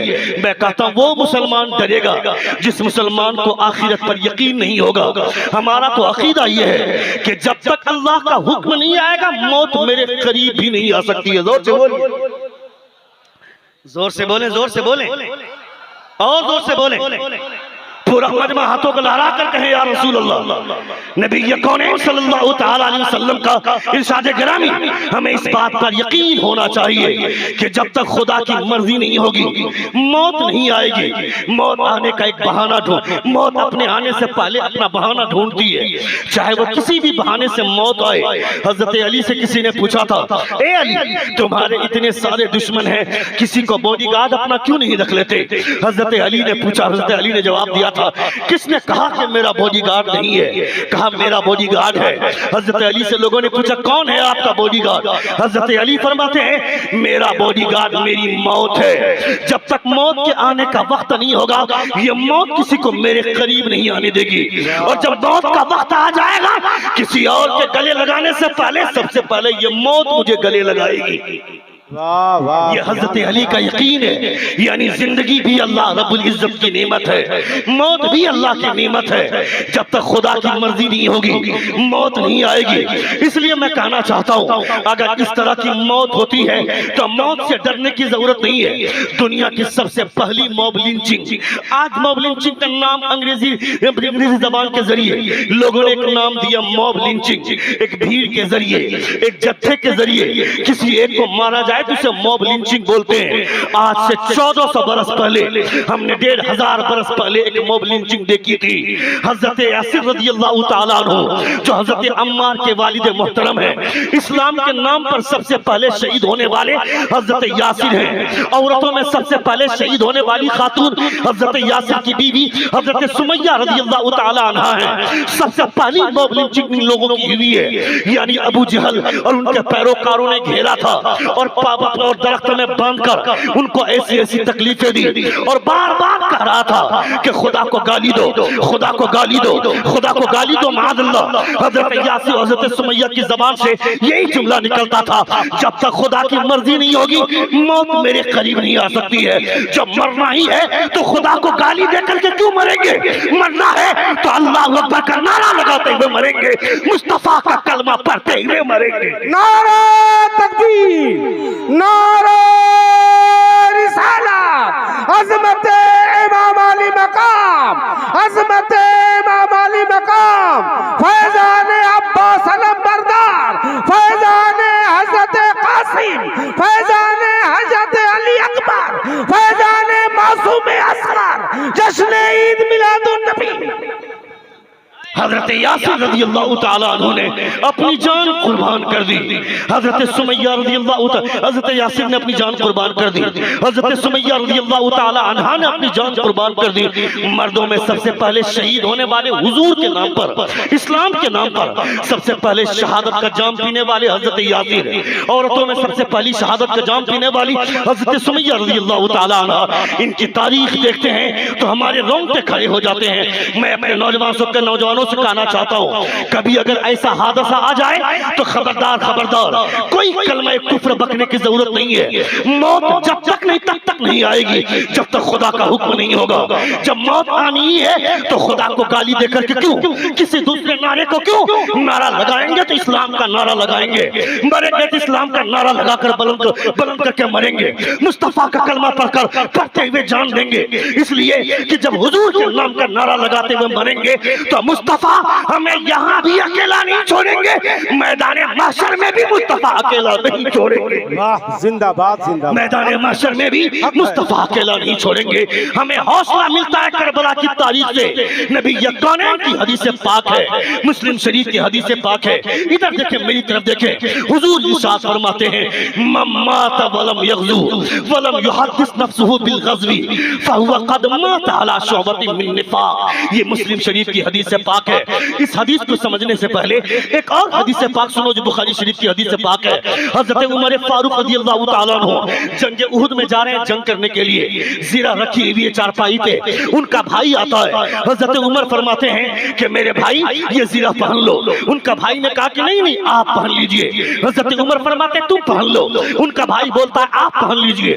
حضرت عمر کو چلا لایا. آپ فرماتے ہیں میں نے کہا نا تم کو پہننے کے لیے, یہ زیرہ تم پہن لو. زیرہ کسے بولتے ہیں؟ جس طرح آج کی تاریخ میں بلیٹ پروف جیکٹ ہوتا ہے, یعنی بندوق سے جب گولی چلائی جائے گی, بلیٹ پروف جیکٹ پہننے کی وجہ سے وہ گولی بدن پر اثر نہیں کرے گی. وہ بلیٹ پروف جیکٹ اس اثر کو روک لے گی, وہ جیکٹ اس اثر کو روکے گا. یہ بلیٹ پروف جیکٹ کا کارنامہ ہے. پچھلے دور میں لوگ زرہیں پہنتے تھے کہ تلوار کی ضرب اگر لگائی جائے گی اس کا سارا بار یہ زرہ روک لے گی. عمر فرماتے اپنے بھائی سے کہ زیرہ پہن لو. بھائی بولتا ہے آپ پہن لیجئے. عمر کو چلا لایا. آپ فرماتے تم پہن لو. پہننے کے لیے بول رہا ہوں پہن لو. ان کے بھائی کا جواب سنو. ان کا بھائی کہتا ہے کیا کہتے ہیں آپ کو کیا لگتا ہے شہادت کی تمنا صرف آپ کے سینے میں ہے کیا؟ میرے سینے میں بھی شہادت کی تمنا ہے. میں بھی چاہتا ہوں کہ مروں تو خدا کے نام پر جنگ کرتا ہوا مروں. واہ واہ واہ زندہ باد زندہ باد حق ہے. واہ بہت خوب بہت خوب. نعرہ لگے گا مجمع سے. ارے کوئی دیوانہ مجمع سے نعرہ لگائے زندہ باد. آپ لوگ جواب دیجئے زور سے. یا رسول اللہ. اللہ رب العزت کا لاکھ لاکھ شکر. حضور نبی کونین صلی اللہ علیہ وسلم مصطفیٰ جان رحمت غزوہ احد میں جب صحابہ کرام کی لاش دیکھا تھا مصطفیٰ نے کہا تھا کہ میں بھی چاہتا ہوں کہ میں ان لوگوں کے ساتھ میں بھی شہید ہو جاتا اور اسی پہاڑ کے دامن میں میں بھی ان لوگوں کے ساتھ مارا جاتا. یعنی حضور بھی تمنا کرتے تھے شہادت کی. حضرت عمر فاروق نے فرمایا تھا بار بار حضرت عمر دعا فرماتے اللہم ارزقنا شہادہ وہ موتن فی بلدی حبیبک. یہ بار بار حضرت عمر دعا کرتے تھے اے پروردگارہ ہمیں شہادت کی موت عطا فرما, یا پھر نارمل موت مروں تو کسی اور جگہ پہ نہیں تیرے حبیب کے شہر میں مروں. زور سے بول. یعنی شہادت کی تمنا کرنا ایک مومن کی پہچان ہے. مسلمان ڈرنے لگا, مسلمان خوف کھانے لگا, مسلمان اتنا ڈر گیا یہ سوچنے لگے میں تمہیں نہیں کہتا کہ تلوار لے کر کے میدان میں آؤ, میں تمہیں نہیں کہتا کہ بندوق لے کر کے میدان میں آؤ اور جہاں چاہو لوگوں کو مارو. اسلام اس کی اجازت ہی نہیں دیتا ہے. اسلام کسی کو ناحق خون کرنے کی اجازت نہیں دیتا ہے, مگر سیلف ڈیفینس بھی کوئی چیز ہوتی ہے. سیلف ڈیفینس کی اجازت ہمیں تو کانسٹیٹیوشن آف انڈیا نے دیا ہے, بھارت کا سمویدھان نے دیا ہے. یہ کیا مار کھا کھا کر اپنے آپ کو ادمرا کرتے ہوئے دنیا کے سامنے وائرل ہو جانا کہ دیکھ مسلمان پیٹ رہا ہے, مسلمان پیٹ رہا ہے. اے مسلمانوں اگر تمہیں مارا جا رہا ہے 10 آدمی کی جانب سے تو مرتے مرتے ایک آدمی کو مار کر مرنا امام حسین رضی اللہ تعالیٰ عنہ کی طرح مرتے مرتے ایک آدمی کو مار کر مرنا تاکہ تمہارے حوصلے کو دنیا بزدل نہ کہے, تمہیں دنیا سلام کرے. نعرہ تکبیر, نعرہ رسالت. پورا مجمع ہاتھ اٹھا کے یا حسین یا حسین یا حسین یا علی. واہ واہ واہ زندہ باد زندہ تمہیں باد. کوئی ضرورت نہیں ہے بزدل کی موت مرنے کی, تمہیں کوئی ضرورت نہیں ہے بزدلوں کی طرح مرنے کی. اپنے سیلف ڈیفینس کرتے ہوئے اپنی جان دینا, اللہ رب العزت کے نام کا نعرہ لگاتے ہوئے نبی کونین صلی اللہ تعالیٰ علیہ وسلم کے نام پر اپنی جان دینا. تم نے نہیں دیکھا ہم یہ سوچتے ہیں ہم مر گئے تو میری بہن کا کیا ہوگا, میری بیوی کا کیا ہوگا, میری ماں کا کیا ہوگا. ہم روزانہ رات میں آتے ہیں اپنی ماں کے لیے فروٹس لا کر کے لے کے آتے ہیں, اپنی بیوی کے لیے چمچم رس ملائی لا کر کے بیڈ روم میں پیش کرتے ہیں. سال میں اپنی بیوی کے لیے 50 جوڑے کپڑے, اپنی بیوی کے لیے 50 طرح کی ساڑیاں, اپنی بہن کے لیے 1000 طرح کے کریم. میں کہتا ہوں یہ سب سوچتے ہیں ہم کہ میں مر گیا تو میری بیوی کا کیا ہوگا, میری بہن کا کیا ہوگا, میری ماں کا کیا ہوگا. خبردار خبردار, اس دنیا کا مالک تو نہیں ہے, دنیا کا مالک خدا ہے. تبارک الذی بیدہ الملک وہو علی کل شیء قدیر. تمہیں کیا لگتا ہے جب کوئی عورت پریگننٹ ہوتی ہے, پریگننٹ ہونے کے وقت میں اس کا شوہر مر گیا, جب وہ عورت بچہ جننے لگی, بچہ جنتے وقت اس عورت کا انتقال ہو گیا, وہ بچہ اب دنیا میں اکیلا رہے گا. اس بچے کی پرورش ہوگی کہ نہیں ہوگی؟ اس بچے کی پرورش ہوتی ہے. خدا دوسروں کے دل میں اس بچے کی محبت پیدا فرماتا ہے اور اس کے ذریعے خدا اس بچے کی پرورش فرماتا ہے. اس لیے کہ ان اللہ هو الرزاق ذو القوۃ المتین, خدا ہی پوری کائنات کو رزق دیتا ہے. پوری دنیا میں اللہ رب العزت کی بادشاہت ہے, پوری دنیا میں بادشاہت اللہ رب العزت کی.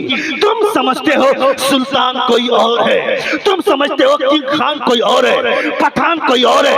ابھی آ گئی وہ بالی ووڈ کے ایک اسٹار کی مووی پٹھان نام کی مووی, پورا مسلمانوں کا چھوکرا پاگل ہونے لگا, ہاؤس فل جانے لگے سارے تھیٹر. میں کہتا ہے ظالم, وہ بالی ووڈ کا خان وہ شاہ رخ خان تمہیں لے کر کے جائے گا کیا؟ وہ بالی ووڈ کا سلمان خان تمہیں جنت میں لے کر کے جائے گا کیا؟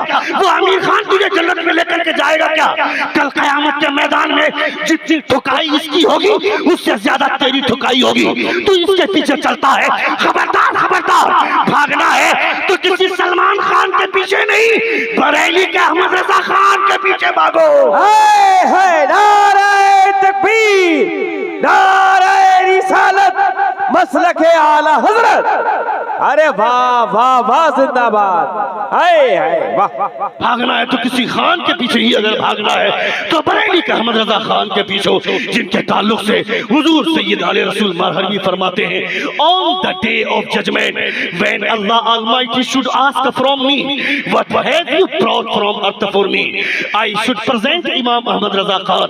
کل قیامت کے میدان میں جب خدا مجھ سے کہے گا اے علی رسول میرے لیے کیا لایا ہے, آپ فرماتے ہیں نمازیں ہیں نہیں پیش کروں گا, روزے ہیں نہیں پیش کروں گا, زکات ہے نہیں پیش کروں گا, حج ہے نہیں پیش کروں گا. خدا سے کہوں گا پروردگار میری پوری زندگی کی پونجی یہ بریلی کا احمد رضا ہے. ارے واہ واہ, زندہ باد. پوری زندگی کی پونجی یہ بریلی کا احمد رضا ہے.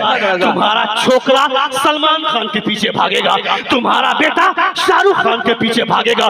اس نے دیکھا کہ اپنا پینٹ وہ نیچے اتار کر پہن رہا ہے, یہ بھی پینٹ ایسے نیچے اتار کر پہنتا ہے, اندر کی چڈی اس بے وقوف اور بےہودہ کی دکھتی ہے جب یہ بائک پر بیٹھتا ہے. یعنی حضور نے تمہیں مکمل طور پر مسلمان بنایا تھا, مگر تم نے ان بالی ووڈ کے خان کے چکر میں اپنے آپ کو صرف نام کا مسلمان رکھا. میں مر گیا تو میری بیوی کا کیا ہوگا, میری بہن کا کیا ہوگا؟ دیکھ سہاگ رات کی منزل ہے, حضرت حنظلہ اپنی بیوی سے ملنے کے قریب ہیں, دو روحوں کا اتصال ہونے والا ہے, دو جسم قرب کی منزل سے ہمکرار ہونے والا ہے, دو روحیں اتصال کی منزل میں ہیں. اچانک مؤذن نے پکارا, قال رسول اللہ اذهبوا الى الجہاد. حضور نے فرمایا ہے چلو جہاد کی طرف. حضرت حنظلہ بستر سے اٹھ کر کھڑے ہو گئے, اپنی بیوی سے کہا میری شریک حیات نبی کونین کا اعلان سننے کے بعد ایک مومن کے لیے بستر پہ پڑے رہنا یہ اس کے غیرت ایمان کے خلاف ہے. اگر چاہو تو ابھی طلاق لے لو, ورنہ خدا کی مرضی پر قائم رہو. نکلنا چاہ رہے تھے, دروازے کے باہر ایک پاؤں رکھا تھا, بیوی آ کر دامن سے لپٹ گئی. بیوی نے کہا میرے سرتاج دنیا کی زندگی فانی ہے, اس میں حصہ دار بنا لیا, عقبہ کی زندگی جاویدانی ہے, اس سے ہلاک کرتے ہیں. یہ میرے لیے فخر کی بات نہیں ہے کیا؟ زندہ لوٹے تو غازی کی بیوی کہی جاؤں گی, اور اگر مارے گئے تو شہید کی بیوہ کا کر پکاری جاؤں گی. ماشاءاللہ. نعرہ تکبیر, نعرہ رسالت. میں اگر اپنے باپ کی کہانی سناؤں تو مجھے لات مار کر نیچے اتار دو. میری حیثیت نہیں اس اسٹیج پہ بیٹھنے کی اگر میں اپنے باپ دادا کی کہانی بتاؤں تو, مگر میں تو ان کی بات کر رہا ہوں جن کے صدقے میں خدا نے میرے باپ کو پیدا فرمایا. میں تو اس گھر کی بات کر رہا ہوں جس گھر کے صدقے میں اللہ رب العزت نے اس کائنات کو وجود بخشا ہے. نبی کونین صلی اللہ علیہ وسلم کی گھر کی بات سنیں تو آپ کو اپنے بچوں کو, میں دیکھتا ہوں کسی اسٹیج پہ لڑکی ناچ رہی ہوتی ہے, اس لڑکی کا ڈانس دیکھنے کے لیے جب محلے اور سماج کے سارے لوگ جاتے ہیں, ایک آدمی کرسی سے اٹھ کر کے جاتا ہے تو بازو والے کو بول کر جاتا ہے میں 5 منٹ میں لوٹ کر کے آ رہا ہوں, میری کرسی جگہ خالی رکھنا, میری جگہ پہ کسی کو بیٹھنے نہیں دینا. مگر حضور کی محفل کے ساتھ جب کھلواڑ ہم کو کرنے کا من ہوتا ہے تو ایک آدمی بھی اٹھ کر کے جاتا ہے تو یہ بول کر نہیں جاتا کہ میری جگہ خالی رکھنا. صاحب اتنا احساس مر گیا میرا, اتنا شعور ہمارے مر گئے. ہم کب اپنے ہوش کے ناخن لیں گے, کب ہمیں احساس ہوگا؟ دنیا کی تمام محفلوں میں اگر کوئی سب سے بہترین محفل ہے تو یہ مصطفیٰ کی محفل ہے. یہ دنیا کی ساری خوبصورتی بیکار ہے, یہ دنیا کے سارے خزانے بیکار ہیں, دنیا کی کوئی چیز تمہارے کام نہیں آئے گی. صرف مصطفیٰ کی محبت میں جو عمل کرو گے اللہ رب العزت ان سارے اعمال کو اللہ رب العزت اس کو باقی رکھے گا. تم کو دنیا سے تمہیں محبت ہے, دنیا کی محبت نے تجھے اندھا کر دیا. میری بلڈنگ آسمان سے بات کر رہی ہے. آج کل لوگ بلڈنگیں بنا رہے ہیں, 100 سال کی پلاننگ کے ساتھ گھر بنا رہے ہیں. اللہ رب العزت نے ان قوموں کو جن کی زندگی 800 سال 600 سال 500 سال کی جس کو خدا نے زندگی دیتی, ان کے مکانات کو دیکھ کر خدا نے فرمایا تھا وَتَتَّخِذُونَ مَصَانِعَ لَعَلَّكُمْ تَخْلُدُونَ. مکان ایسا بنا رہے ہیں جیسے ہمیشہ رہیں گے۔ خدا نے انہیں دھمکایا تھا، خدا نے ان لوگوں کو دھمکایا تھا جن کو 600 سال کی عمر دی، جن کو 500 سال کی عمر دی، اور مجھ کو خدا نے 60 سال کی عمر دی۔ 15 سال میں بالغ ہوئے، 20 سال کام کیا، 20 سال سونے میں گزارا۔ اگر روزانہ آدمی 8 گھنٹے کام کرتا ہے تو 20 سال اس کے کام کرنے میں گزر گئے۔ روزانہ آدمی 8 گھنٹے سوتا ہے تو 20 سال سونے میں گزر گئے۔ 15 سال میں بالغ ہوئے، 8 سال کام کیا، 8 سال سوئے، ہماری عمر ہو گئی 55 سال۔ صبح کے بریک فاسٹ میں، دوپہر کے لنچ میں، رات کے ڈینر میں اگر 10-10 منٹ کا وقت آدمی نکالتا ہے تو اگر آدمی 10-10 منٹ کا ٹائم دیتا ہے بریک فاسٹ، لنچ اور ڈینر میں، تو 3 سال اس کے کھانے پینے میں نکل گئے۔ یعنی 60 سال کی عمر میں 58 سال ہم نے اپنے کام میں گزار دیا۔ 2 سال کی عمر بچی ہے، یہ 2 سال بھی خدا کی عبادت جی بھر کے نہ کر سکے، ہم اللہ کو راضی نہ کر سکے، اور اپنی بلڈنگ آسمان سے بات کر رہے ہیں۔ میں کہتا اے ظالم، جو مکان تم نے بنایا ہے اس میں ٹائلز اور ماربل لگا دیا، تمہارے اپنے باتھ روم میں تم نے 1.5 لاکھ روپے خرچ کر دیا، اپنے باتھ روم میں اپنے محلے کے سماج کے لوگوں کو لا کر دکھا رہا ہے، دیکھ میرے باتھ روم کو دیکھ، 1.5 لاکھ روپے خرچ کیا، مگر قبر میں تم کو اسی مٹی پہ سونا ہے۔ حضرت نوح علیہ السلام کو خدا نے 1000 سال کی 950 سال کی عمر عطا فرمائی۔ جب حضرت ملک الموت آئے روح نکالنے کے لیے، ان کا پاؤں ان کی جھوپڑی سے باہر تھا۔ حضرت نوح علیہ السلام سے فرمایا ملک الموت نے تمہیں 950 سال کی عمر دی تھی، خدا نے 950 سال میں ایک جھوپڑی بھی نہیں بنا سکے جس میں تمہارا پاؤں صحیح سلامتی کے ساتھ سما سکے، تو پھر تمہارا پاؤں ابھی تک باہر ہے۔ حضرت نوح علیہ السلام فرماتے ہیں مجھے جس دن پتا چلا کہ ایک دن تو آئے گا، تجھ سے ملاقات ہوگی، اس کے بعد پھر جانا ہے، میں اس دن سے تیرے انتظار میں بیٹھا ہوں۔ میں سوچ رہا ہوں جب جانا ہی ہے تو یہاں مکان بنا کر کیا ہوگا؟ مکان بنانا ہے تو وہاں بنانا ہے جہاں ہمیشہ رہنا۔ ارے واہ واہ، نعرہ تکبیر، نعرہ رسالت، پیغام اسلام، مذہب اسلام۔ مکان بنانا ہے تو یہاں مکان بنا کر کیا ہوگا؟ مکان بنانا ہے تو وہاں بنانا ہے جہاں مجھ کو ہمیشہ رہنا ہے۔ 50 سال کی زندگی میں، 60 سال کی زندگی میں اپنے آپ کو برباد کر دیا ہم نے۔ اسی 50 سال میں لڑکی پٹانا ہے، اسی 50 سال میں ہمیں ماں باپ کو گالیاں دینی ہے، اسی 50 سال میں فلمیں دیکھنا ہے، اسی 50 سال میں فیس بک چلانا ہے، ٹویٹر چلانا ہے، انسٹاگرام چلانا ہے۔ نماز تیرا باپ پڑھے گا۔ مسجد میں گئے جمعے کی نماز پڑھنے کے لیے، فرض کی نماز پڑھ کر 2 رکعت نماز پڑھنے کے بعد ایسا بھاگے جیسے کہ کیڑا کاٹ رہا ہے مسجد میں۔ اے ظالم، جو جماعت کے ساتھ 2 رکعت نماز پڑھی جاتی ہے اس سے پہلے جو 4 رکعت پڑھی جاتی ہے وہ سنت موقدہ ہے۔ جماعت کے بعد جو 6 رکعت پڑھی جاتی ہے یہ سنت موقدہ ہے۔ سنت موقدہ کون پڑھے گا؟ ہم نے صرف فرض نماز پڑھی ہے، ہم نے صرف فرض پڑھی ہے، سنت موقدہ کون پڑھے گا؟ ایسا بھاگے ہم، یعنی جس طرح گوبر میں رہنے والے پلی کو گلاب کا باغیچہ اچھا نہیں لگتا ہے، اسے گلاب کے باغیچے میں رکھ دو وہ جا کر گوبر ہی ڈھونڈے گا، مگر گلاب کے باغیچے میں رہنے والے کیڑے کو گوبر پسند نہیں آتا ہے۔ یعنی دنیا میں ایسا ملوث ہو گئے ہم کہ مسجد میں گئے 5 منٹ کا ٹائم نہیں دے سکے، امام صاحب نے 5 منٹ کی تقریر زیادہ لمبی کر دی تو چوراہے پر میٹنگ ہونے لگی، چوراہے پر بات ہونے لگی، کیسا امام لایا ہے، اس امام کو وقت کا پتہ نہیں چلتا ہے۔ میں کہتا ہے ظالم، باہر جا کر کرے گا کیا؟ تم کو تو امام کا آپ کو بولنا چاہیے تھا میرے امام 5 منٹ کا وقت زیادہ ہو گیا تو میں نے کسی نیتا کا بھاشن نہیں سنا ہے، میں نے کسی ایم ایل اے اور کسی ایم پی کی بات نہیں سنی ہے، ہم نے ان کی بات سنی ہے جن کی باتوں کو بات نہیں حدیث کہتے۔ زور سے بولیے، زور سے بولیے۔ واہ واہ واہ واہ، زندہ اپنی مرضی سے نہیں، مصطفیٰ کی مرضی سے چلتا ہے۔ یعنی نبی کونین صلی اللہ علیہ وسلم کے فرمان کو چھوڑ کر اپنی زندگی ہم نے برباد کر لی۔ میرا بیٹا لچوں کے ساتھ گھومتا ہے، میرا بیٹا لونڈوں کے ساتھ گھومتا ہے، وہ 24 گھنٹے فیس بک میں اپنے آپ کو بزی رکھا ہے، ٹویٹر میں بزی رکھا ہے۔ میری بیٹی 7 لاکھ کی تعداد میں آج مسلمان لڑکیاں دھرم پریورتن کرنے پر مجبور ہو گئی، کس بنیاد پر؟ اسکول کی آزادی کی وجہ سے، کالج کی آزادی کی وجہ سے اسے اسکول اور کالج میں یہ پڑھایا جاتا ہے everything fair in love and war, پیار اور جنگ میں ساری چیزیں جائز ہیں۔ وہ بے وقوف لڑکی جاتی ہے کالج۔ میں کہتا ہوں تم نے اپنی بیٹی کو کالج بھیجا پڑھنے کے لیے، اس کی تحقیق کرنی چاہیے تھی، اس کی چھان بین کرنا چاہیے تھا، کبھی کبھی تمہاری بیٹی کا بیگ چیک کرنا چاہیے تھا، وہ بیگ میں کیا رکھا ہوا ہے۔ کبھی کبھی تمہاری بیٹی کو موبائل جو تم نے دیا ہے، موبائل اگر تم نے دیا اپنی بیٹی کو پڑھائی کرنے کے لیے تو اس کے موبائل پہ فیس بک میں اکاؤنٹ کیوں ہے, انسٹاگرام میں اکاؤنٹ کیوں ہے, ٹویٹر میں اکاؤنٹ کیوں ہے, اسنیپ چیٹ میں اس کا اکاؤنٹ کیوں ہے؟ تمہاری بیٹی برباد کر رہی ہے اپنی زندگی کو. تم اپنے گھر میں سوئے رہتے ہو, تمہاری بیٹی رات کے سناٹے میں ٹک ٹاک میں ویڈیو بنا کر, اپنے ہونٹ پہ لپسٹک لگا کر, اپنے جسم کو برہنہ کر کے, ادننگا کپڑا پہن کر ٹک ٹاک میں ویڈیو بناتی ہے, ویڈیو پوسٹ کرتی ہے. کس لیے؟ مجھے 2-4 کتے لائک کر دیں گے, مجھے 2-4 کتے فالو کر دیں گے, میں اسٹار بن جاؤں گی, مجھے شہرت مل جائے گی, میں اسٹار بن جاؤں گی.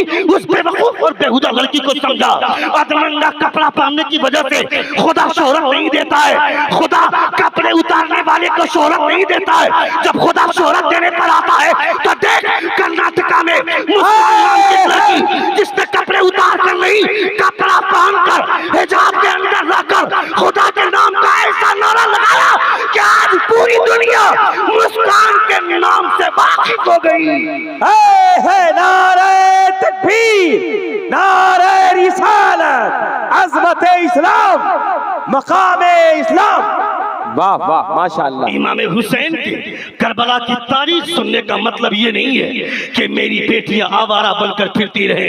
جب حضرت زینب رضی اللہ تعالیٰ عنہ کے سر سے تو پتہ چھینا گیا تھا, حضرت زینب نے اپنی زلفوں کو اپنی پیشانی پر, اپنے چہرے پر پھیر لیا تھا تاکہ کسی یزیدی کتے کی نگاہ میرے چہرے پر نہ پڑے. اسے کہتے ہیں فاطمہ کی بیٹی, اسے کہتے ہیں زینب کا کردار, اسے کہتے ہیں زینب کی پاک دامنی. تم نے اپنی بیٹی کا نام رکھا فاطمہ, تم نے اپنی بیٹی کا نام رکھا زینب, تم نے اپنی بیٹی کا نام رکھا مریم, تم نے اپنی بیٹی کا نام رکھا فاطمہ, عائشہ, مریم, زینب. یہ سارے نام تم نے اپنی بیٹی کو دیا, مگر تمہاری بیٹی فاطمہ نام تو اس کا پڑ گیا, مگر اس کے سامنے کیریکٹر کرینہ کپور کا ہے, اس کے سامنے کہانی کٹرینہ کیف کا ہے. وہ 24 گھنٹے بالی ووڈ کی فلمیں دیکھتی ہیں کہ ایک لڑکی ادننگا کپڑا پہن کر کیسے گھومتی ہے. تم نے نہیں دیکھا تمہاری بیٹی عید رمضان کے 1 مہینے کا روزہ رکھ کر عید کی شاپنگ کرنے کے لیے جاتی ہے, جا کر بازار میں بولتی ہے مجھے کرینہ کا پلازو چاہیے, کٹرینہ کا شرارہ چاہیے. اس بے وقوف لڑکی کو اپنے گھر میں کہنا چاہیے تھا میرے ابا حضور مجھ سے پوچھتے ہیں کیا چاہیے تو سن لیجئے, نبی یہ کونین فرماتے ہیں دنیا کی سب سے بری جگہ بازار ہے, دنیا کی سب سے اچھی جگہ مسجد ہے. جب سب سے اچھی جگہ مسجد ہے, جب ہمیں حضور نے وہاں جانے کے لیے منع فرما دیا ہے تو بازار کس منہ سے جاؤں گی, بازار جانے کی اجازت کیسے ملے گی؟ اس لیے میں بازار نہیں جاؤں گی, بازار آپ جائیے اور مجھے کوئی پلازو اور شرارہ نہیں چاہیے, مجھے وہ لباس چاہیے جو نبی کی بیٹی فاطمہ پہنا کرتی تھی. واہ واہ, زندہ باد زندہ باد ماشاءاللہ. کیا کہنے, نعرہ تکبیر, نعرہ رسالت, مذہب اسلام, مسلک اعلی حضرت, خطیب بے مثال, خطیب ہندوستان, علامہ مولانا مفتی شہاب الدین ثقافی صاحب قبلہ. اپنی بچیوں کو اچھی تہذیب, اپنی بچیوں کو اچھی تعلیم دینا آپ کی ذمہ داری ہے, کوئی دوسرا اس کا ذمہ دار نہیں ہے. یاد رکھنا کل قیامت کے میدان میں آپ چھوڑے نہیں جائیں گے. علماء فرماتے ہیں, حضور فرماتے ہیں ایک عورت 4 مردوں کو دوزخ میں لے کر کے جائے گی. اس لیے کبھی اپنے آپ کو آزاد مت چھوڑیے. خود 5 وقت نماز پڑھتے ہیں مگر آپ کی بیٹی کو اپنی آبرو کا خیال نہیں ہے تو اس کا حساب آپ کو دینا ہے. اگر آپ کی بیوی, آپ باہر جاتے آفس میں جاب کرتے ہیں اور آپ کی بیوی اگر اپنی عزت کو گھر میں نہیں بچا پاتی ہے, اس کے ذمہ دار آپ ہیں. اس لیے اپنی بیوی کو ہمہ وقت خدا کا خوف کا احساس دلانا ہے, خدا کی خشیت کا احساس دلانا ہے. اور جب تم باہر رہو تو اپنی نگاہ سے دوسروں کی بیوی کو محفوظ رکھنا, خدا تمہارے گھر میں تمہاری بیوی کو محفوظ رکھے گا. جب تم باہر جاؤ گے اور باہر جانے کے بعد لونڈیاں تارو گے تو تمہاری بیٹی کالج میں رہے گی, تمہاری بیٹی کی عزت محفوظ نہیں رہے گی. حضور فرماتے میں نہیں بولتا ہوں, یہ مت سوچنا کہ میں بول رہا ہوں, میری کیا حیثیت ہے, میں تو گلی کا ایک عام آدمی ہوں, میری کیا حیثیت ہے کہ میں بولوں. میں ان کی بات کر رہا ہوں جن کی باتیں پوری دنیا کے لیے مثال راہ ہے, جو بولتے ہیں تو اپنی مرضی سے نہیں خدا کی مرضی سے بولتے ہیں. وما ينطق عن الهوى ان هو الا وحی یوحی. میرا پیغمبر بولتا ہے جب تم گھر سے باہر رہو تو دوسروں کی بیوی اور دوسروں کی بیٹی کی حفاظت کرنا, خدا تمہاری بیٹی اور تمہاری بیوی کی حفاظت فرمائے. واہ واہ زندہ باد زندہ باد. میرے مصطفیٰ فرماتے ہیں, حضرت امام شافعی فرماتے ہیں زنا ایک قرض ہے, تم آج کرو گے کل تمہاری بیٹی سے اس کا بدلہ لیا جائے گا, کل تمہاری بیوی سے اس کا بدلہ لیا جائے گا. اس لیے خبردار خبردار ایسی جرات مت کرنا. تم نے نہیں دیکھا وہ بوڑھا باپ ہے, کمر کی ہڈیاں جواب دے چکی ہیں, اٹھ کے بیٹھنے کی طاقت نہیں ہے, 3 دن ہو گئے گھر میں چولہا نہیں جلا ہے. جوان بیٹی بولتی ہے ابا حضور مجھے اجازت دیجئے, میں جاتی ہوں باہر سے پیسے کما کر لاؤں گی, گھر کی غربت کو دور کروں گی. باپ نے کہا, بیٹی کو بہت روکا مگر بیٹی بزد ہو گئی. بیٹی کو اجازت دیا باپ نے. باپ بیٹی گئی چوراہے پر اپنی سنگار کے ساتھ سج دھج کر چوراہے پر کھڑی ہو گئی کہ کوئی جوان لڑکا رات کے سناٹے میں ادھر سے گزرے گا, میرے حسن کو دیکھ کر فریفتہ ہوگا, میں اپنا جسم بیچ کر جسم کے دھندے کر کے پیسے کماؤں گی اور اپنے گھر کی غربت کو دور کروں گی. یہ کہانی تو ہے بہت پہلے کی, مگر آج اس کہانی کے آج اس طرح کی ہزاروں کہانیاں ہمارے سماج میں ہیں. طوائف خانے میں, جیل خانوں میں مسلمانوں کی تعداد زیادہ, پاگل خانے میں مسلمانوں کی زیادہ تعداد زیادہ, طوائف خانوں میں بھی مسلمان بیٹیوں کی تعداد زیادہ, ہاسپٹل میں بھی مسلمانوں کی تعداد زیادہ. یعنی تمہارے کالے کرتوت کی وجہ سے یہ سارے دن دیکھنے پڑ رہے ہیں. میرا بیٹا نوکری کر رہا ہے, جب تک 5 لاکھ روپیہ نہیں لے گا تب تک ہم اپنے آپ کو اپنی ہمت نہیں ہاریں گے. میرا بیٹا مزدوری کرتا ہے, 3 لاکھ روپیہ لیں گے تب اس کا نکاح کروائیں گے. اے ظالم, کوئی غریب آدمی وہ اپنی بیٹی کو جہیز دینے کی طاقت نہیں رکھتا ہے تو وہ کہاں سے اپنی بیٹی کی شادی کروائے گا. اس کی بیٹی کوٹھے پر بیٹھنے پر مجبور ہو گئی. اور یہ پاگل لوگ ہندوستان کی ترقی کی بات کرتے ہیں. میں کہتا ہوں ہندوستان کی اس دن ترقی ہوگی جس دن طوائف خانوں میں بیٹھنے والی ان عورتوں کے لیے جس دن تو روٹی کا انتظام کر دے گا, اس دن تمہیں مہان آدمی سمجھ لیں گے. اس دن جان لیں گے کہ ہندوستان کے لیے اچھے دن آ گئے. ہندوستان میں جو دیوار اونچی کر دینے سے وہاں پہ غریبی تو چھپائی جا سکتی ہے مگر غریبی مٹائی نہیں جا سکتی ہے. غریبی مٹانے کا کام اگر کسی نے کیا ہے تو مصطفیٰ جان رحمت کا کلمہ پڑھنے والوں نے کیا ہے. نبی کونین صلی اللہ تعالیٰ علیہ وسلم کے کلمہ پڑھنے والوں, میں تمہیں اس بات کا احساس دلاتا ہوں جب تمہاری بیٹی کالج جاتی ہے, میں تمام نوجوانوں سے کہنا چاہتا ہوں نوجوان لڑکوں کا ایک واٹس ایپ گروپ بننا چاہیے. واٹس ایپ گروپ بنا کر کے یہ اس میں تحریر ہونی چاہیے کہ کس کی بیٹی, کس کی بہن, کس کی بھتیجی, کس کی بھانجی کس کالج میں پڑھتی ہے, اور اس کالج میں کبھی اچانک پہنچ جانا اور جا کر کے دیکھنا فلاں کالج میں کہ فلاں کی بہن ہے. یہ مت سوچنا کہ اس کی بہن ہے, اس کی بہن ہے تو وہ سمجھیں آج اس کی بہن کے ساتھ یہ حادثہ ہوا ہے تو کل تمہاری بہن کے ساتھ بھی یہ حادثہ ہو سکتا ہے. اپنے گھر کو, اپنے سماج کو بچانے کے لیے جو صرف اپنے بارے میں سوچتا ہے اس کا گھر تباہ ہو جاتا ہے. جو پوری قوم کے بارے میں سوچتا ہے اس کی وجہ سے اس کا گھر بھی محفوظ رکھتا ہے, اس کے سماج کے لوگ بھی محفوظ رکھتے ہیں, اس کے سماج کے لوگ بھی محفوظ رہتے ہیں. کبھی کبھی اچانک کالج پہنچ جانا اور دیکھنا میری بیٹی پڑھائی کر رہی ہے, میری بہن پڑھائی کر رہی ہے, یا کسی نارائن کے ساتھ, یا کسی گنیش کے ساتھ, یا کسی گپتا کے ساتھ, یا کسی تیواری کے ساتھ وہ باہیں میں باہیں ڈال کر وہ زندگی کے مزے لے رہی ہے, یا کینٹین کے مزے لے رہی ہے, یا پھر پڑھائی کر رہی ہے, تاکہ اسے احساس ہو, اسے سمجھ میں آئے, اسے سمجھاؤ کسی RSS کے بھڑووں کا شکار اپنے آپ کو بنانے سے بہتر ہے کہ اپنے آپ کو کماری رکھ کر اپنی زندگی کو, اپنے وجود کو فنا کر دو. مگر کسی RSS کے بھڑووں کے سامنے اپنے آپ کو بچھانے کی ضرورت نہیں ہے. خدا نے جو تمہیں سب سے بڑی دولت دی ہے وہ سب سے بڑی دولت ایمان کی دولت ہے. یہ پاؤں سڑ سکتا ہے, گل سکتا ہے, یہ آنکھ سڑ جائے گی, یہ کان سڑ جائے گا, سر کے بال ختم ہو جائیں گے, یہ وجود فنا ہو جائے گا.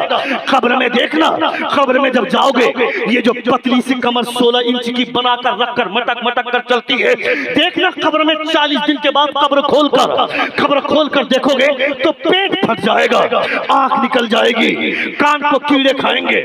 کہاں جائے گا تیرا حسن, کہاں گئی تیری خوبصورتی.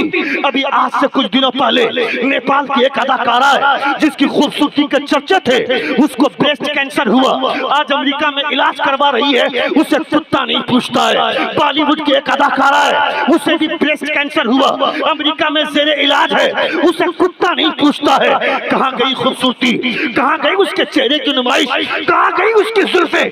یہ دنیا میں جتنی بھی خوبصورتی ہے یہ ساری خوبصورتی 4 دن کے لیے ہے, قیامت تک باقی رہنے والی خوبصورتی دیکھنا چاہتا ہے. حضرت شیخ سعدی شیرازی فرماتے ہیں بلغ العلا بکمالہ کشف الدجى بجمالہ. He reached the highest place by his perfection. He removed the darkness by his beauty. دنیا کے تمام خوبصورت چہرے ایک طرف اور آمنہ کے لال کا طلبہ ایک طرف. ہے نعرہ تکبیر، نعرہ رسالت. سارا مجمع ہاتھ اٹھا کے یا حسین یا حسین یا حسین یا علی. حضرت علامہ شہاب الدین ثقافی صاحب قبلہ شہید اعظم کانفرنس. واہ واہ واہ واہ واہ واہ. دنیا کے تمام خوبصورت چہرے ایک طرف اور مصطفیٰ جان رحمت کا طلبہ ایک طرف. اپنی بیٹی کو سمجھا، اپنی بہن کو سمجھا، اپنی بیٹی کو سمجھا، اپنی بھتیجی کو سمجھا. یہ وجود اس کی کوئی حیثیت نہیں ہے. پیٹ پھٹ جائے گا، سر کا بال ختم ہو جائیں گے، یہ آنکھیں پھٹ جائیں گی، ہاتھ پاؤں سب یہ سب کو کیڑے کھا جائیں گے. باقی رہنے والی جو چیز ہے وہ ایمان کی دولت ہے. حضور فرماتے ہیں کل قیامت کے میدان میں رائے کے دانے کے برابر بھی کسی کا ایمان ہوگا تو اس کی شفاعت آمنہ کا لال کرے گا. یہ حضور فرماتے ہیں، میرے مصطفیٰ فرماتے ہیں. میں کہتا ہوں اپنی زندگی کو برباد مت کیجئے.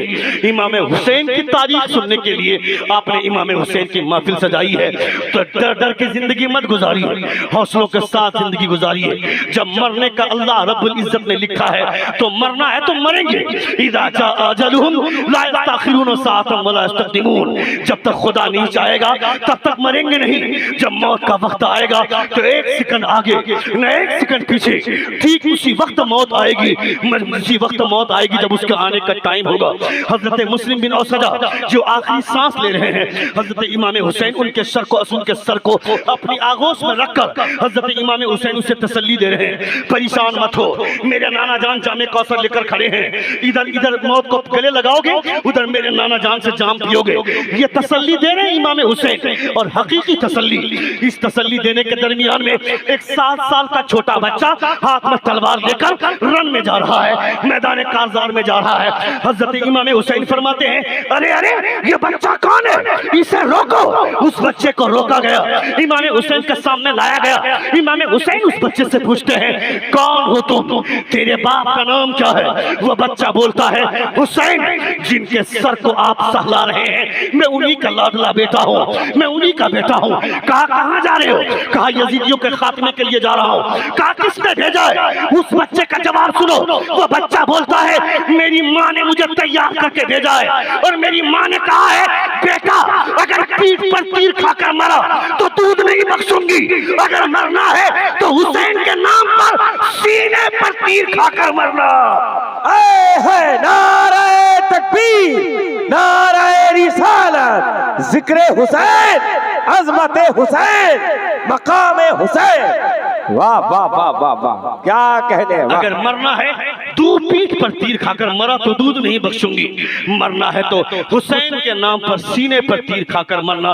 یہ ایک ماں کا احساس ہے، یہ ایک ماں کا کلیجہ ہے، یہ ایک ماں کا جگر ہے. آج کل کی مائیں میرا بیٹا چلا گیا، مجھ کو چھوارے کون لا کر کے دے گا، مجھے کشمش کون لا کر دے گا، مجھے کھجور کون لا کر کے دے گا. تیرا خدا مرتا نہیں ہے، ہم تو اس خدا کے ماننے والے ہیں، ہم تو اس خدا کی پوجا کرتے ہیں، ہم تو اس خدا کی عبادت کرتے ہیں جس خدا کو نہ موت آتی ہے نہ نیند نہ اونگ آتی ہے.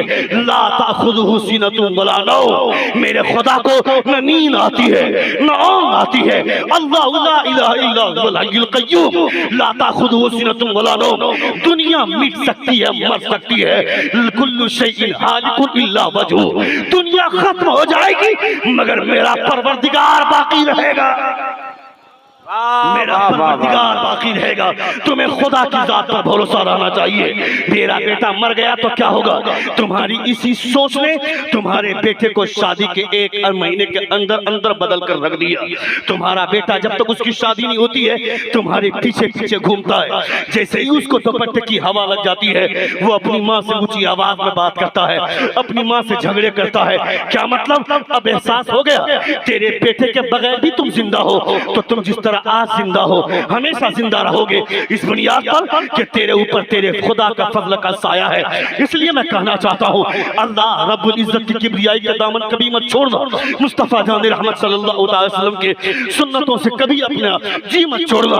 بیٹا چلا گیا تو جان لینا، بیٹا چلا جائے تو حوصلوں کے ساتھ صبر کر لینا۔ تم نے نہیں دیکھا ٹی وی چینل پر بیٹھ کر نپل شرما نام کی ایک رنڈی نے مصطفیٰ کے شان میں گستاخی کی، اونچے سیدھے کلمات کہے تھے، ہندوستان میں جگہ جگہ پر اس کے خلاف جلوس نکلا تھا، احتجاجی نعرے لگے تھے، احتجاج کا جلوس نکلا تھا، مگر رانچی شہر میں جب جلوس نکلا تو تاریخ رقم ہو گئی۔ رانچی شہر میں جب احتجاج کا جلوس نکلا تھا تو آر ایس ایس کا لباس، آر ایس ایس کے وہ بھلوے جو پولیس کی وردی میں ہیں، بندوق چلائی، گولی سیدھے جا کر مدثر نام کے ایک لڑکے کے سر پہ لگی۔ وہ مدثر نام کا لڑکا تو دنیا سے چلا گیا، مگر میں نے اس کی ماں کا ویڈیو دیکھا، اس کی ماں سینہ ٹھوک کر بولتی ہے اسلام زندہ باد تھا، اسلام زندہ باد ہے اور اسلام زندہ باد رہے گا۔ نعرہ تکبیر، نعرہ رسالت، مذہب اسلام۔ اسلام زندہ باد تھا، اسلام زندہ باد ہے اور قیامت تک اسلام زندہ باد رہے گا۔ میرا بیٹا مرا ہے تو اپنے لیے نہیں، مصطفیٰ کی محبت میں مرا ہے، اور جو مصطفیٰ کی محبت میں مرتا ہے وہ مرتا نہیں ہے، وہ شہید ہو جاتا ہے، وہ امر ہو جاتا ہے، اور جو شہید ہوتا ہے وہ مرتا نہیں ہے، وہ زندہ ہو جاتا ہے۔